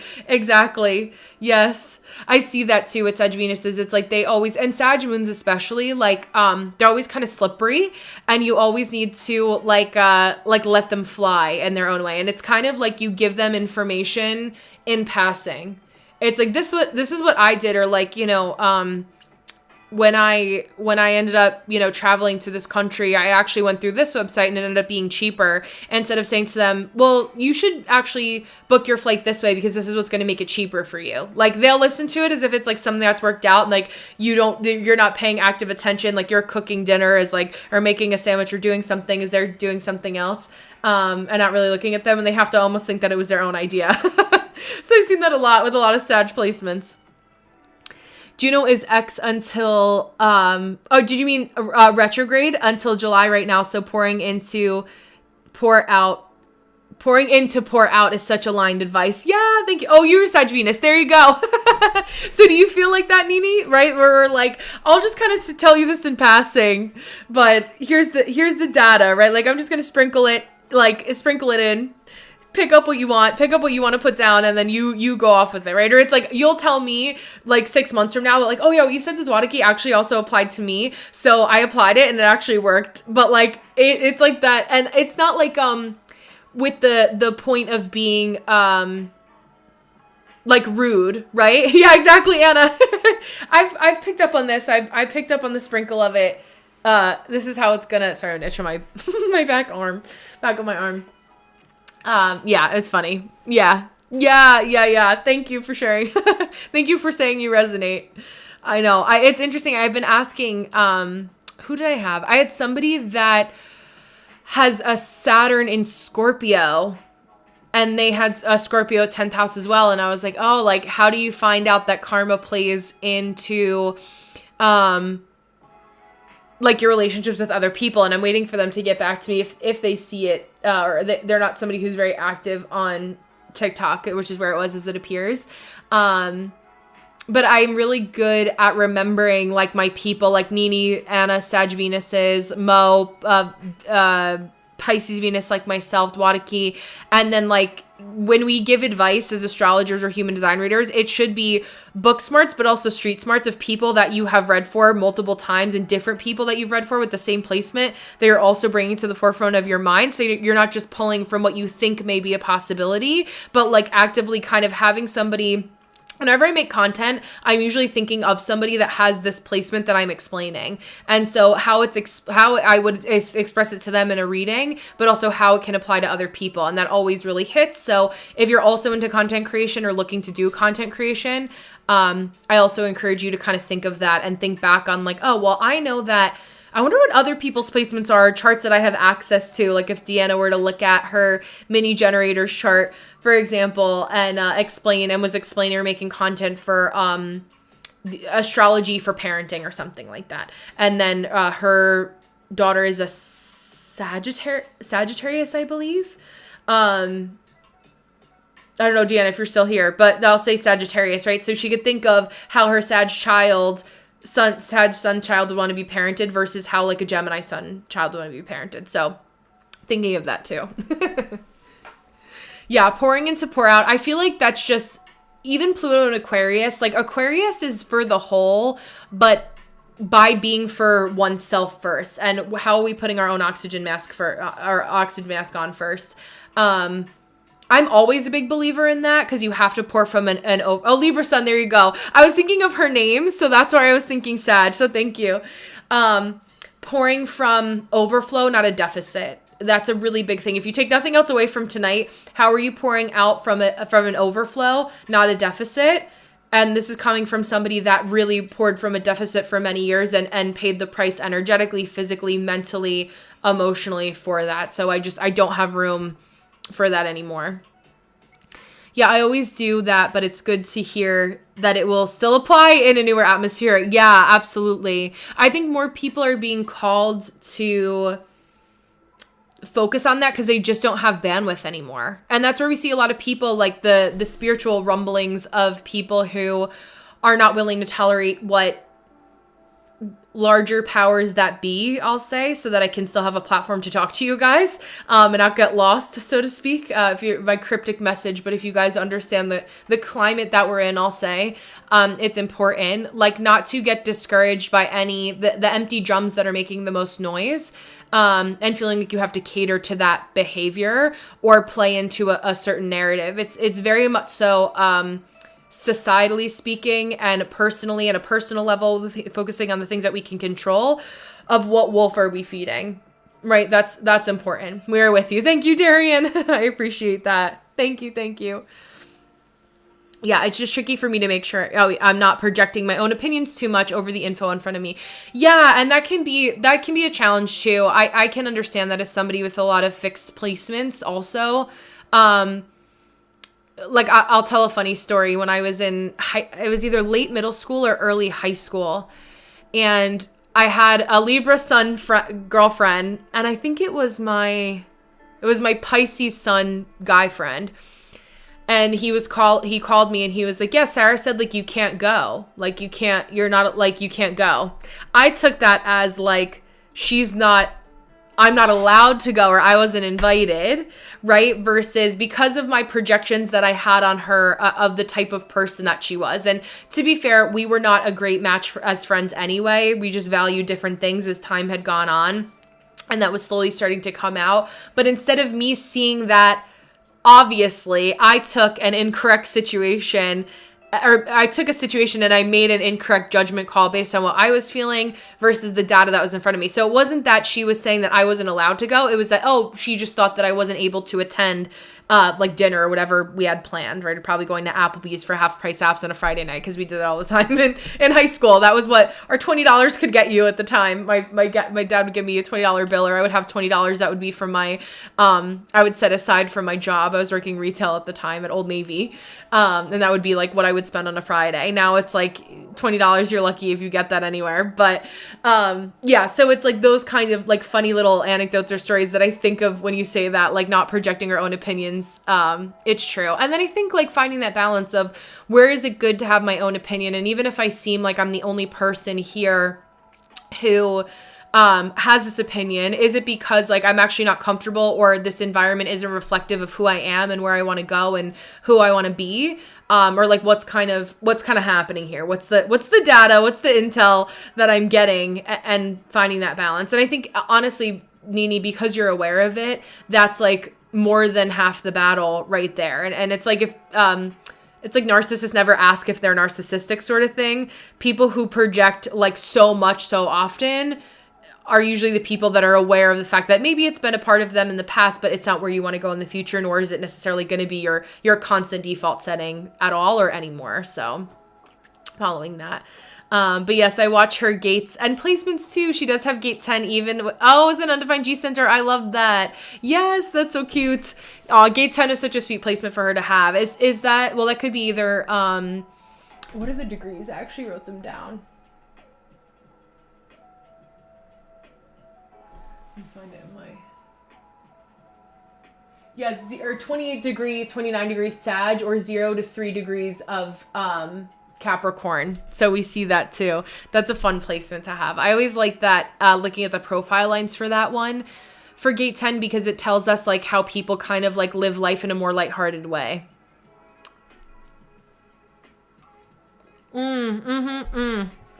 Yeah, it was such a reversing process for me because I grew up being the only Black girl who was in gifted classes. Oh my gosh, yeah. And it's like how you're automatically going to be bucketed into a group. I mean, I went to a predominantly white school, and I remember like I felt badly for some of the kids who got like bullied for that also, which was, the bullying was just flat out racism. We can call a spade, but yeah, that's such a struggle. And then you're like, so a couple of my friends that I talked to later on, one of my friends from high school specifically, who ended up going to, I think it was an Ivy League school, or if it wasn't an Ivy League school, it was like a school that might as well have been like that on the Northeast somewhere, and then ended up going to law school, and the struggle that she had that with like AP classes, and then even teachers kind of having these weird like microaggressions also about like the way that she should be speaking. Like it's crazy that like to even think that was happening like in like the big age of 2012, but you know, we're still seeing it now, unfortunately. But yeah, especially having to feel like you have to for her, at least speaking from her experience of the bit that I know, like being less opinionated, it was also a struggle. My undergrad, I minored in gender studies, and also being in art history, like the cultural context. 10:15. Okay. The cultural context of like gender, race, and identity and religion, all within the context of art. That's like the history part of art. So that was always like a big blessing. Like I'm glad that I had that experience too. So passive aggressive too, like so hard to actually address the problem when they're hiding behind their BS. Yeah, it's so true.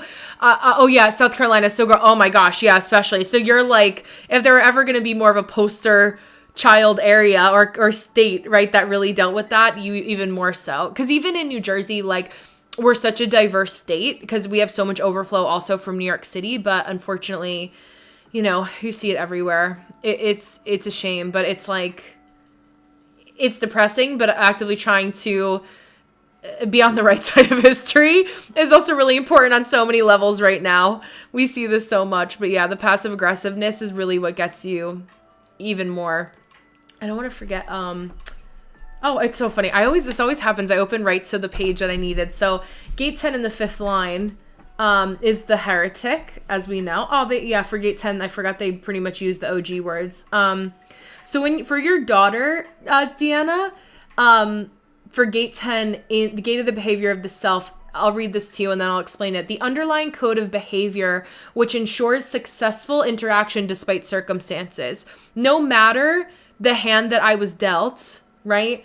I am going to speak on it. I may like this. I may feel good. I may feel bad. I'm going to speak on it. And she's very chatty too. So we see that in its exalted state. So when she's using it as a benefit, it's principled behavior, which directly challenges tradition. So she's going to be somebody that's like the but why, I mean, especially as a 1-3, the but why child. Why do we do this? What's the point? What happened here? Why did this happen? Mommy, why? Like, why is this happening? She's basically probably saying things like this now by pointing or gesturing or making little noises without knowing it, right?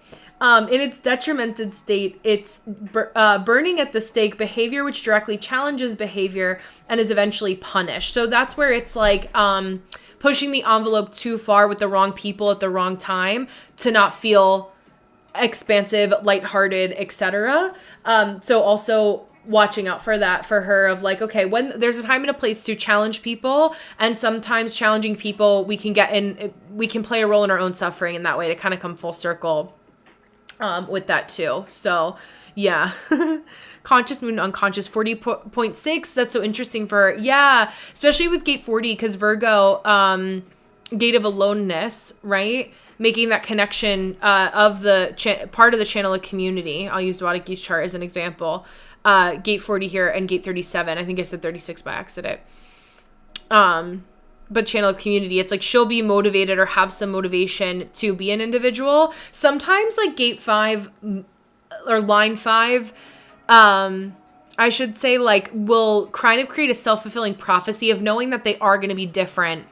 So it's almost like I'm going to reject you before you have the chance to reject me. So that can be like finding that balance is also really important for people with that placement. So yeah, both air, sun, earth, moon, Leo rising. She's always pointing. Yeah, it's getting strict over here. I can imagine.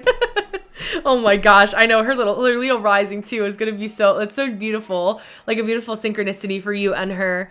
But she's very well balanced, like having earth, air, and fire. That's a good like connection. Oh yeah, I love that. So 4037, food is really important. So like going out to dinner, like food being prepared, having meals together, will also be really big for her. Her being with you in the kitchen, even if she makes little potions in her own kind of like, side,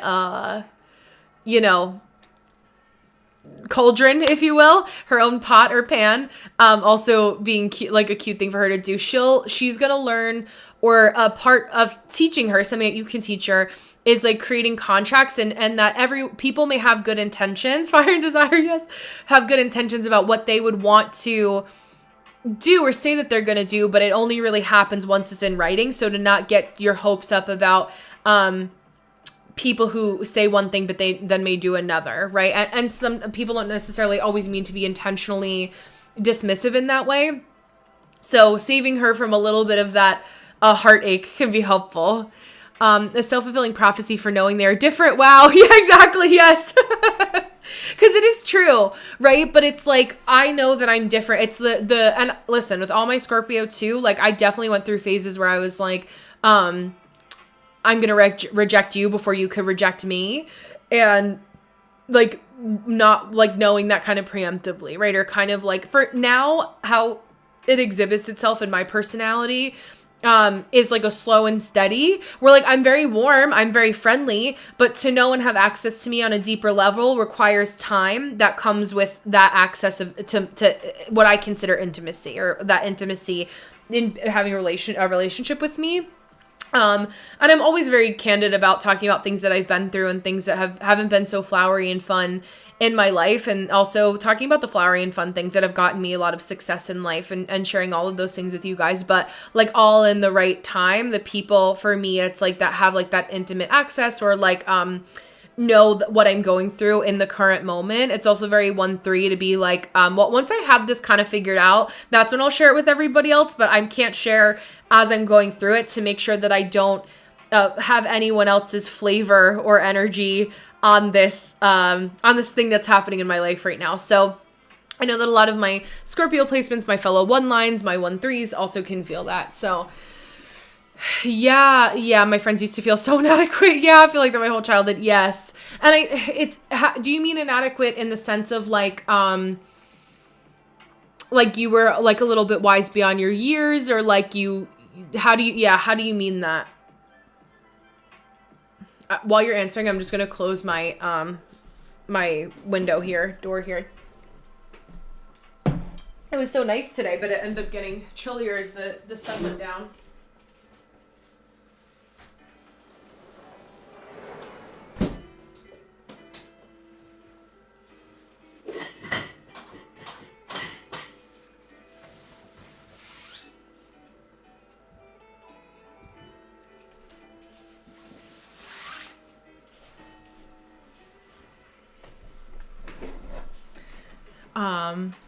Yeah, no one else flavors. Let's see. They always felt like I was there for them, but they never knew how to be there for me. Yes. And it's hard because when you are somebody that is like yourself too, like so self-sufficient, it's like even sometimes like people helping you can sometimes be a hindrance, because it does hold you back a little bit. But I've learned over time, like even if somebody can get something done 50% of the way for me, it's something is better than nothing, to just take and offload a little something off my plate, especially being a business owner now. Like there are times where I need the help. I need, there needs to be all hands on deck in some moments, especially when it comes to like my in-person events and stuff like that. So that's been learning how to accept that help, even if it's not perfect and it's something that's done, that's helpful too. And I can go, behind and tweak, and always make that known that, I'm going to, just so you know, I'm going to tweak some things, but I just thank you so much for the help that you did provide for me is important. I find in friendships, it's definitely been harder, because a lot of times what people fail to realize is that the only thing that does end up healing our issues or things that we've been through is time. And it's time sitting in whatever discomfort has happened. And for me, when I know that it's just going to take time, I don't find comfort always in constantly talking about the same problem as it's happening, or like as it's ending, or as I'm transitioning through a cycle, because it almost like reopens a wound. And so in my friendships, I had found that because I didn't talk about things too often when I was younger, not so much now. And I have friends around me now that are good, to listen, and it is symbiotic. There's a balancing act there.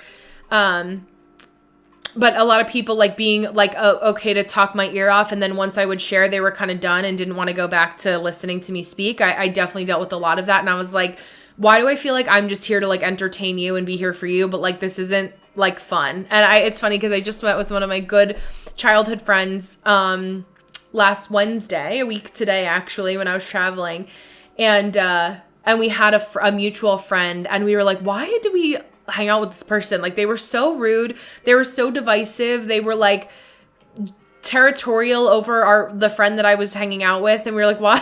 Who's a Virgo sun, Cancer rising, Aries moon actually, and we were like, why did we let her have a say in that? Like, why are we and I was like, I was like compartmentalized her.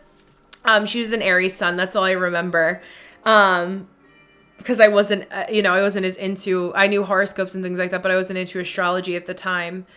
And it was definitely like that immaturity of the sun sign coming through for sure. But yeah, it's like reflecting back on like the themes of my life when it came to friendships was also really, really interesting. She's always right at my feet in the kitchen. She will eat whatever I eat. Has hot digestion, and she already knows to blow it. Oh, that's so cute. in the meeting you said bears could be in your backyard. I looked up bears in New York is wild too. No, it's so true. I know, right? Yeah, I have a video. If I can find it, I'll post it on either maybe Instagram or in Patreon. But I have a video of the bear. It was almost a year ago walking through our backyard because there's like a game trail, which basically is just like a fancy way to say that there's a path that a lot of deer go back through there. But we have like sensors and cameras and everything on the outside of the house. So if there was any activity, I would see it or hear it first, probably smell it first. But yeah, sometimes seeing the animal's a little scary, but they're black bears, not brown bears. So that makes me feel a little bit better. They say like if it's a black bear, you like yell, or like if it's a black bear, do something. And then it's like, if it's brown, lay down, because basically if you see a grizzly bear in the wild, you're like dead. Like, don't even try, like just give up. I don't know if I have that in me to just give up and lay down, but that makes me feel better. Like I have a client, actually, one of my first mentees, Trisha, and I was mentoring her for a while, and she lives in Alaska. And so she would be posting, and still does, on Instagram, like these big elks that are like enormous, like basically the top of their antlers are like at your second floor window if you have 2 floors in your house. And they're like these massive animals, and I'm like, my brain can't fathom, like, we have deer here, but like I can't imagine like an elk running through my backyard, or like a grizzly bear like in the woods of Alaska. Like that blows my mind to me. I think it's amazing, but I'm like also like equally as terrified. I was having trouble sleeping last night. I woke up from a dream, actually, and there was a bear in my dream. But I was reading before bed on TikTok. There's like that trend that's going around that's like, I'm bored, tell me a story about whatever. And this person said, like, I'm bored, tell me a story about like your craziest like camping trip or something like that. And so many people were talking about like bear encounters and like running from bears, or they climbed a tree because they thought there was an old beehive up there and it ended up being a bear, like crazy like shit like that. And I've also been watching, there's another channel on here that I like that does compilations called Nightmare Scares. I know I was telling you guys about Chilling Scares last time, but Nightmare Scares is a good one. And they have a lot of like people who see creepy things as they're like urbex people, like urban explorers who like go into abandoned buildings and stuff like that. And then like camping. And I like the creepy camp, probably because I'm in the woods now, but like I like the creepy camping videos because like I've watched stuff like that for so long, is in true Scorpio moon fashion, that like it's hard to freak me out with stuff like that now, or like scary movies like aren't always scary to me like they used to be.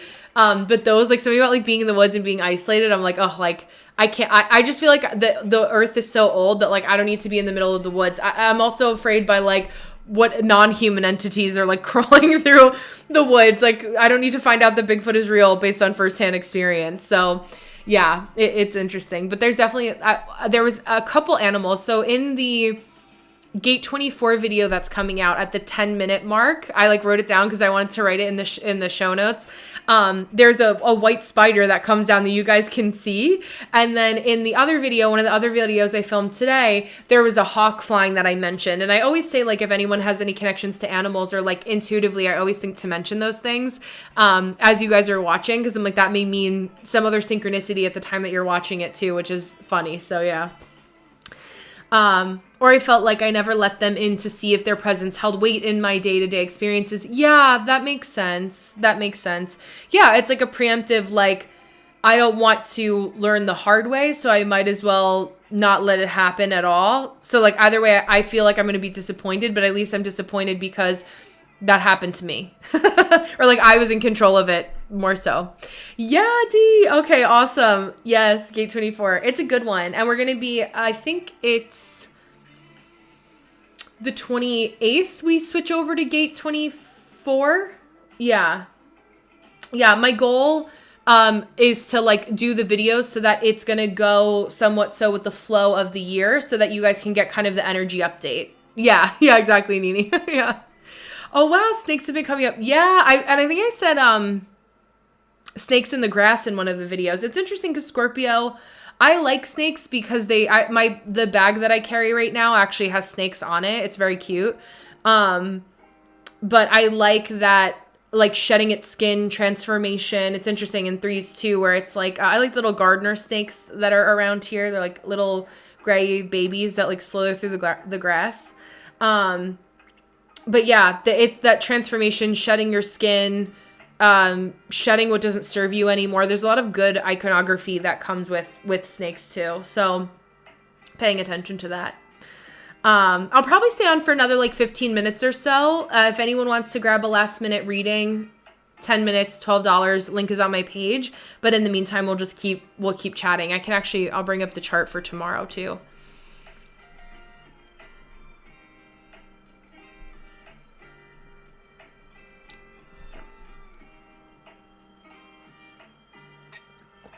Yeah, tomorrow is feeling like you want to be more around animals than people. Because people will be stressing you out. That's it. That's all that we need to know for tomorrow. Yeah, I want to know more about my left angle cross 1. Okay, yeah, it'll be left angle. Let me see. I'm making a video. I made a video today about one of the incarnation crosses, D, so I'll make one for you too next. Let's see where.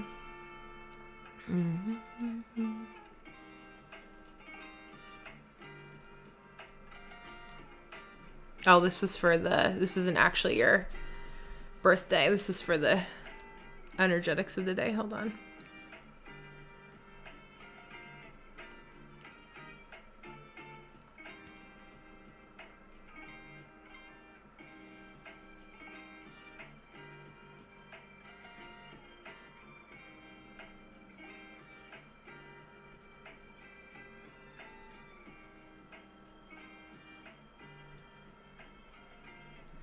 There we go. Yeah, only have Virgo gates in my unconscious side. It's going to be, yeah, so you have Pisces, gate 63, the left angle cross of identification. I'll write that down.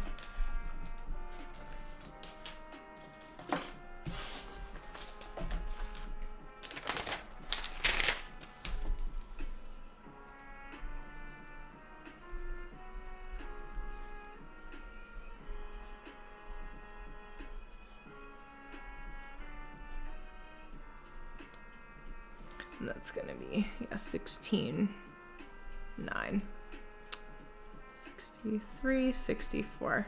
So I'll prioritize a video for that too. Anyone else, like Nini, anyone else that's here, do you guys know your incarnation cross? So I can, you guys can give me something to respond to for content creation. If you guys want to know more about your incarnation cross, let me know. Good night, Darian. Yes, enjoy. Thank you. It was nice to see you again. See you soon. Enjoy your night. Yeah, it's nice to have that break. I've been finishing the second book in the A Court of Thorns and Roses series. It's A Court of Mist and Fury, I think it's called. I like it better, even more so than the first one. And I'm like savoring it, like this chapter 54 is like such a good chapter. And I was like, was about to get ready to get in the shower today. And I only read one page, and then I'm like, oh, I don't want to rush it. This chapter's so good. Like, I've been enjoying reading before bed, too. It's been very helpful. Okay, yes. Thank you, Nini. Let's see.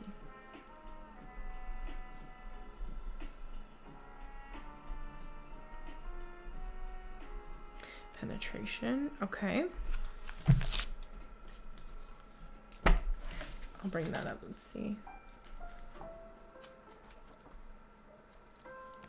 So it's an interesting kind of cheat sheet when it comes to the incarnation crosses, is that if you are a left angle cross, good night, Anna, or I don't know if you're saying good night. I'm assuming you're saying good night to Darian, I should say. But good night if you're also going to sleep. Apparently I'm just trying to kick you out accidentally tonight. I'm sorry. I'm sorry. Please don't take that personally. But if you have a left angle cross, your profile in human design is what's known as an improper fraction. So the bigger number, you're like a 5-1 or a 6-3 or a 5-2. That can be helpful. Oh, Lilith and Chiron. Wow. Okay. Yes. There you go. That's what the profile. That's how we know that you're left angle profile. Left angle also means that you're. Yes. Okay. Yes. Dodik, same for me. So I can speak to personal experience with that.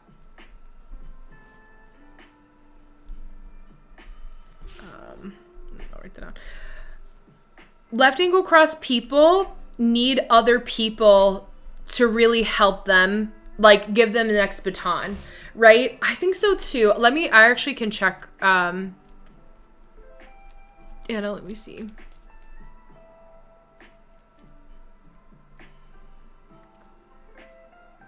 The Maya, yes, and I think it's 3.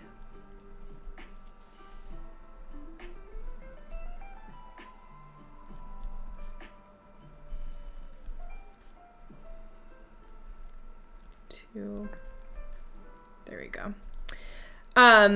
But so for example, D, like me making videos for you, you saving them, having them to reflect back on, that's like a big baton where I'm saying like, hey, oh, Aries, okay, perfect, thank you. I'll make a video for you as well. Happy belated birthday.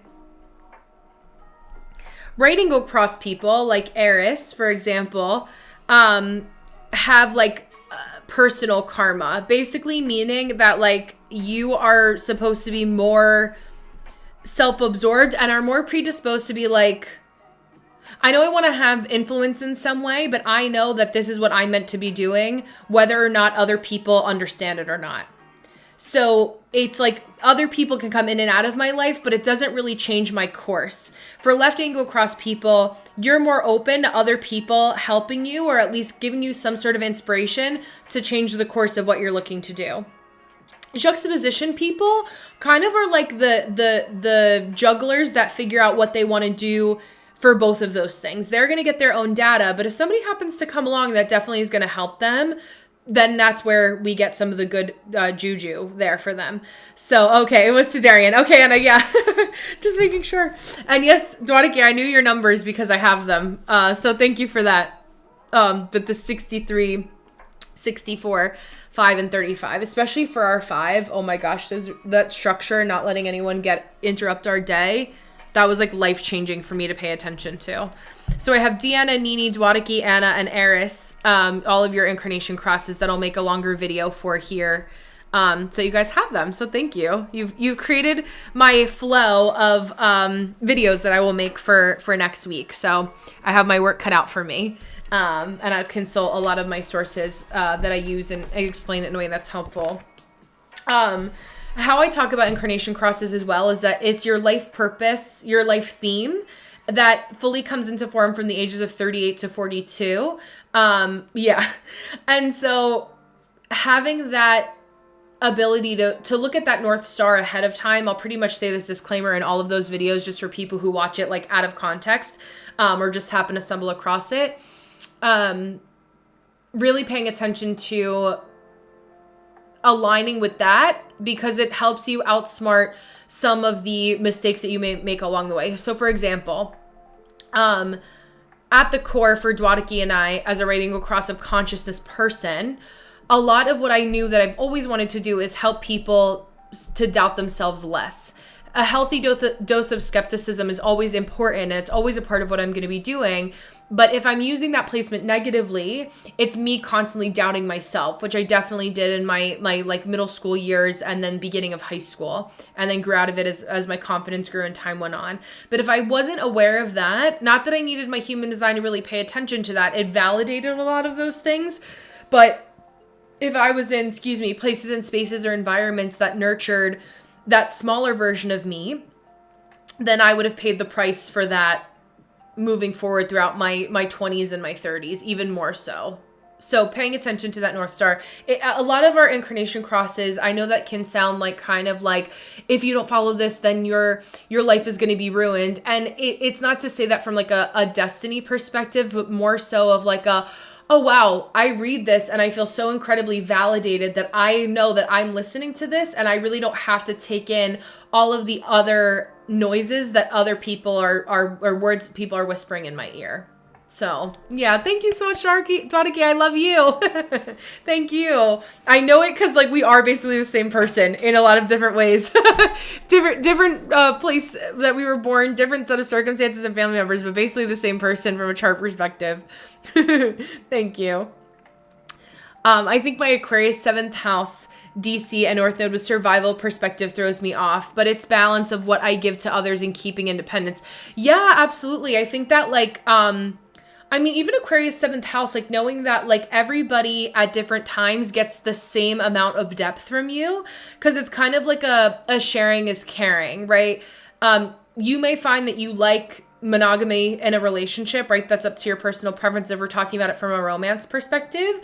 But for you, from survival, it's like, I'm there for other people, but like if there's one person whose vibes are really off, and, you know, for the sake of the group, to make sure that the group survives, that person's got to go, right? I'm somebody I'm on the nose with that. Like, if you guys know, especially if you know me from TikTok, that like I get it so much less over here. But on TikTok, like if somebody comes into our live and starts saying some like off color weird shit, you're gone, right? It literally just happened. It wasn't even that bad.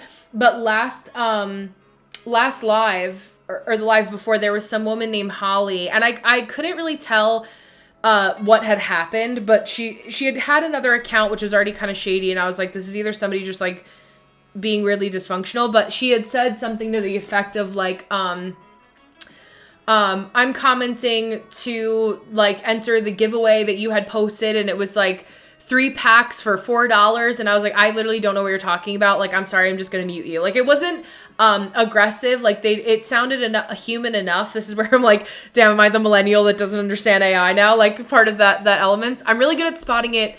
If you guys have seen the Instagram ad for, it's not the Nebula app, but it's something like that. It's like a moon app about astrology, and they literally are using an AI generated person to do the promo for this app. It's not even a real person, and it has so many likes, and I'm like, even people that I know, because you can see like, oh, yeah, you muted her and then was right back again. Yeah, like she went away and she was like, came back and said, hey, like you muted me, but I was like just entering the giveaway. And I was like, I literally have no idea what you're talking about. Like, I'm sorry. I wasn't trying to be rude, but like you're being disruptive, and like everyone's like, what are you talking about? Like, I can feel the energy when my people are just like, what is happening here? Like I'm very keen in on like the pulse of our community. So yeah, that to say, not to totally digress into that, but it's that energy where like if you're being disruptive and you're tone deaf to the fact that you are not the only one who exists in this room where we're all doing something together, or like what really annoys me is like when I'm in the middle of reading somebody and somebody will keep interjecting or keep posting like their placements. It really doesn't happen anymore because like people know how I am, or like they just I attract people that have respect and common human decency. But if like I have somebody that keeps like bombarding, like, what does it mean to have Saturn in the 8th house in Aries, or, you know, things like that, I'm like, oh my God, like there's some people that will be on live and they love the engagement and they don't really care. But I'm like, I equate this to like as if the 8 of us that are here, that I can see of us that are here now, if we were sitting in a room together, like if someone's shouting and won't shut the fuck up, like I'm gonna call them out. Like I'm not gonna be like, can you like sit down? Like this, sometimes things just aren't about you. Like everyone has a time and a place I'm happy to get to and answer your question, but like we can only do so much for the sake of the community. So, you know, it's like, and that can be, again, personal preference for how people like to operate their lives.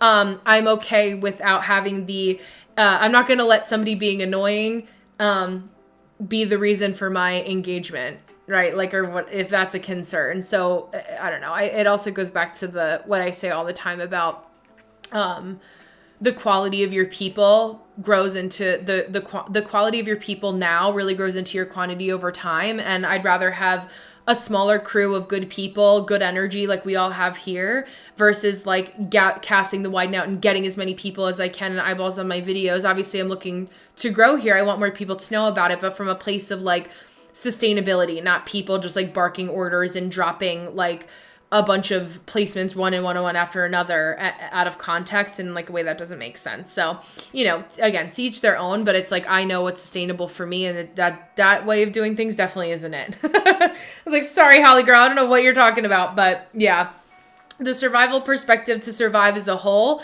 certain things need to happen in certain ways to make sure that the health of and integrity of the group survives. Even in a one-on-one perspective in your relationships, what do we need to cut out that is ailing this relationship, that is a drain on this relationship, that's not working in this in this connection. And that seventh house is either love connection, business connection, although eighth house is a little bit more leaning in that direction. That kind of thing, right? It's actually been really interesting because I had a couple of the Saturn videos that got some traction, and there were a couple astrologers that have some pretty big followings on TikTok that had commented on that video, and were doing it from a place of like sniffing around to get people to their page. And I was like, this is so crazy that even within the realm, which it happens in religion, right? It's why I left the church that we had gone to for so many years. It's like how even in the spaces where you say that you're about bringing people up, it's like the threat of somebody else taking away their clientele is what eliminates them being able to share the floor with other people who are also content creators that can like bring more dialogue and a healthier conversation. So I'm very keen on that kind of stuff. I'm like, listen, you guys know with my projectors, I want to give you your flowers at any point in time, but that's because I also make sure that my flowers are given to me, and I'm strict about it. Cause bitch, I ain't doing the shit for nothing, right? Like that TikTok audio, the coattails I will take back now, please, right? My projectors know that too. How many times you guys have said something or made a joke, under your breath, and then somebody next to you just says it, but they say it a little bit louder. I feel like that's how a lot of my projectors feel. I'm going to say it, but I'm just going to say it a little bit louder than you so that I get the recognition instead of, sharing.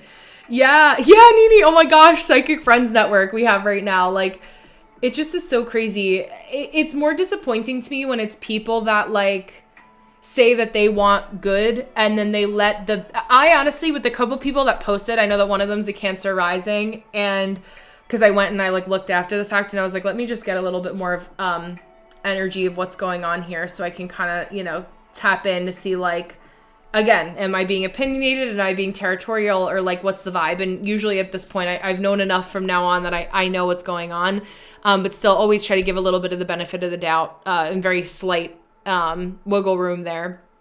And it was a Cancer rising that commented one of the times, and it was, I think, during like an Aries moon day or something, where I was like, the what was happening with her rising, I was like, oh, you commented this because you're not paying attention to your moon sign at all, even though you're literally a luminary that's ruled by the moon. And like again, I say practicing keeping my side of the street clean, and really want to be a embodiment or an advocate for what I believe in is so important to me, where it's like, okay, and just like straight up, like when people mess up, like an I'm sorry goes so far with me. Like I am a very forgiving person, but if the words like I'm sorry actually come out of your mouth, because I am also able to say that I'm sorry, and I wasn't always like that. I know how much of a struggle that can be, but I'm like, oh fuck, like I'm sorry, I fucked up, and I misspoke.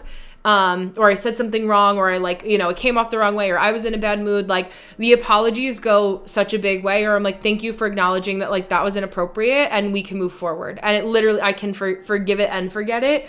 It's the like lack of ownership that really, and people digging their heels in, that really gets me. So yeah, Anna. Yeah. It's always the people who have more than you that expose how unstable they feel within whatever practice. It's so true. And it's like, they may have more from, in one perspective, but it's like, oh, like there is, the territorialness comes in, and it's like, a time to, I had somebody tell me once specifically for my placements, that my presence makes them get their shit together.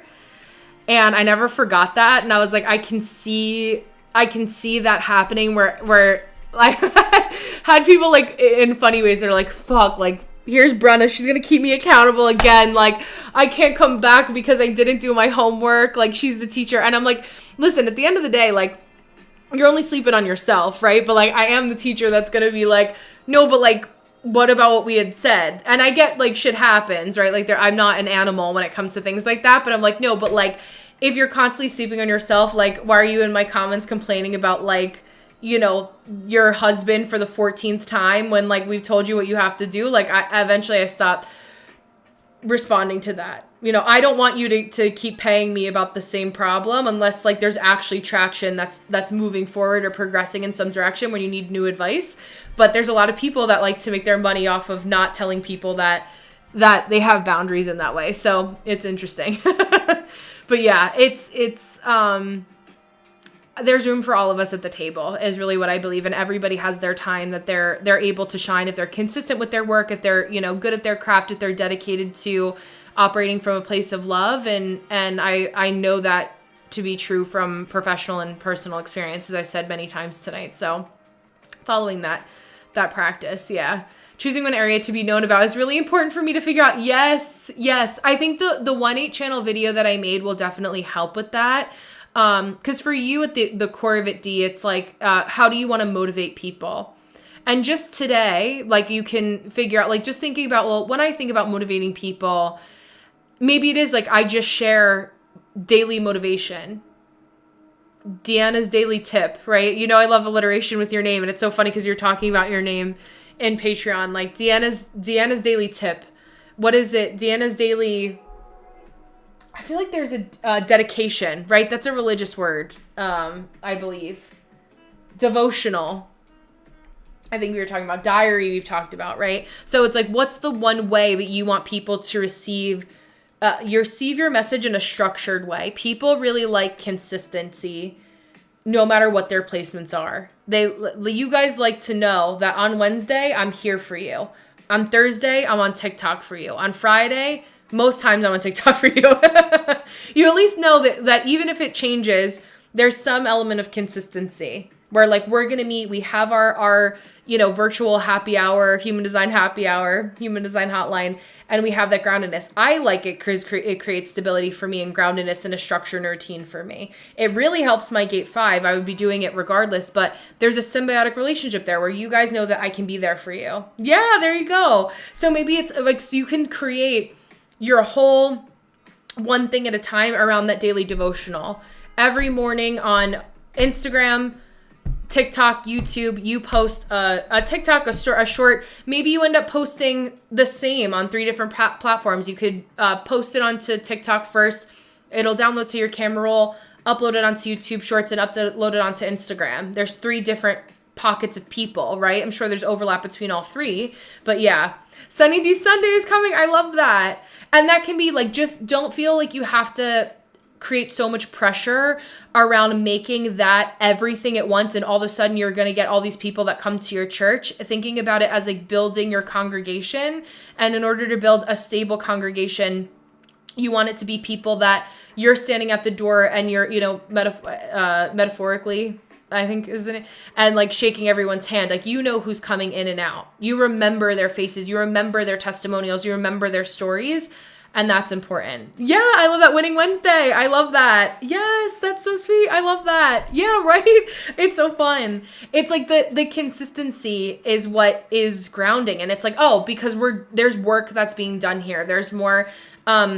My goal is always, there's always something new and some new education that I'm gifting you every single time that you're here. There's something that you're learning, some knowledge that you can incorporate, some knowledge that you incorporate and pass on, right? There's always something that we're learning together, because that to me is important, right? I'm not the person that, I'm grateful that people love to spend time with me, but I'm not the person that is going to sit and eat on camera for views. There's an audience for that, but I'm like, that's not my cup of tea, right? So my consistency isn't going to be surrounding things like that. Sure, would I share a meal with my friends here, right? My friends on camera? Yes. But like for me, it's like, okay, I want to talk about this in this way.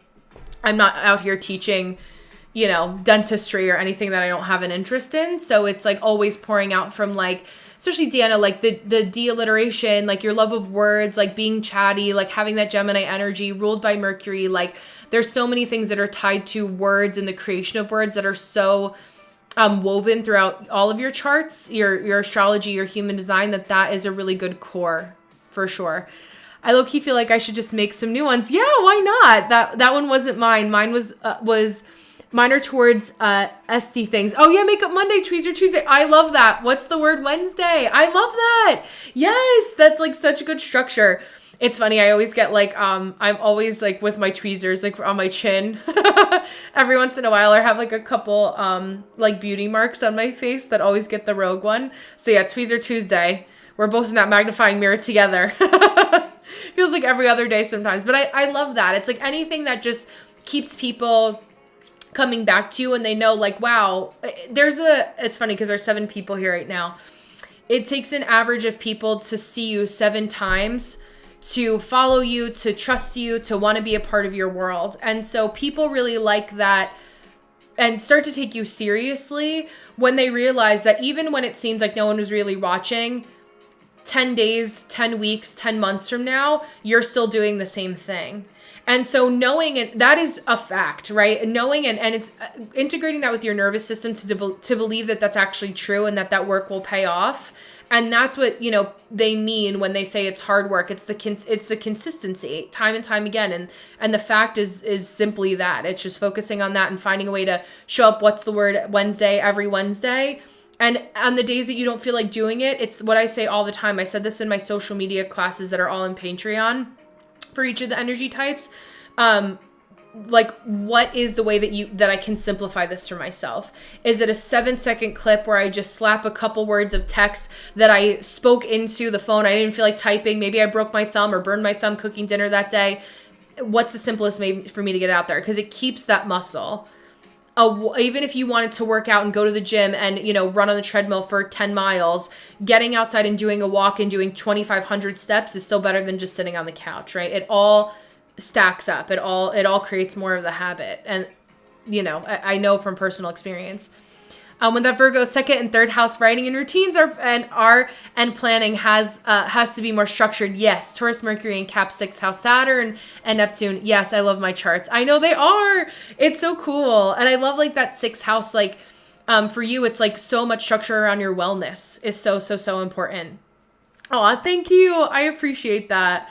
Yeah, absolutely. And it's because you'll have like, we have our community here, but then you'll also have a pocket of people that connect with you because the sum of your life experiences are the same. I don't have children, so maybe you'll speak to young moms, right? Who have young moms of daughters, right? Like certain areas where it's like, we really don't realize how unique the sum of all of our experiences are, and that being such a part of the testimony of the way that we speak and the way that we talk, and not sleeping on yourself for that. That's so crucial to pay attention to that. And if for me, it's if I have any say in it, why I love human design is because it's literally called the science of differentiation. So I have this map that just highlights that in you, and I'm like, okay, well, what's the quickest way that I can help you guys see this about yourselves and how you're going to have your own people too.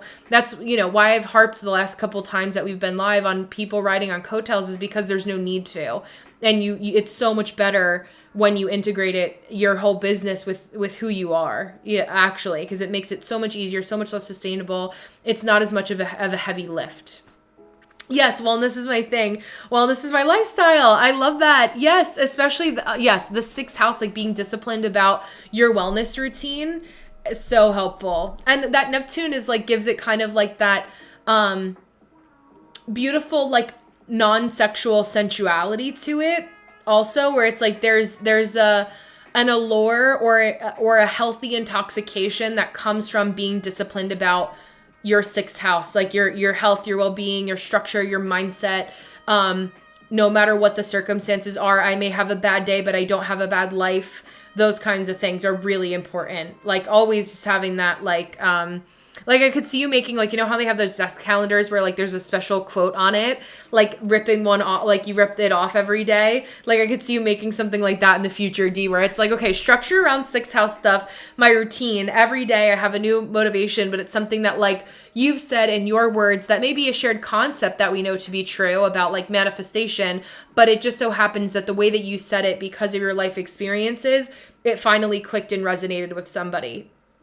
And it does happen because I have had that happen to me where I've had people say things to me 10 different times, but they all said it in a different way and they couldn't find out how to find the exact word to speak to me until I met the person who I was meant to hear that message from, and that it resonated with me because that person felt safe enough. They, had a similar background or similar experiences. So it helped me. And to know that for all of you guys, you're all that person to somebody else out there.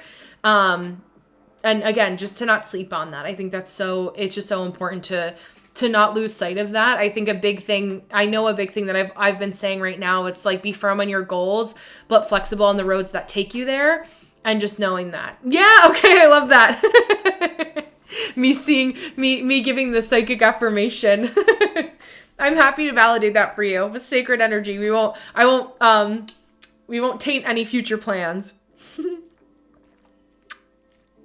But we'll do a little sage for energy clearing before I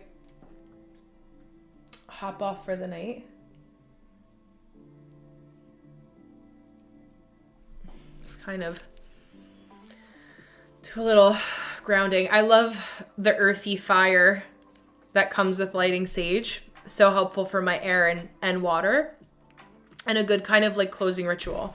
What I was also taught is that sage is clearing, but after you sage, you always want to burn something else that calls in something in its place. So Palo Santo, eucalyptus, like whatever you have. I have a couple things bundled together here, or just setting the intention after that. So yeah, listen, D, I've been there too. I've been sleeping on me for like 2 years. I'm sick of my shit.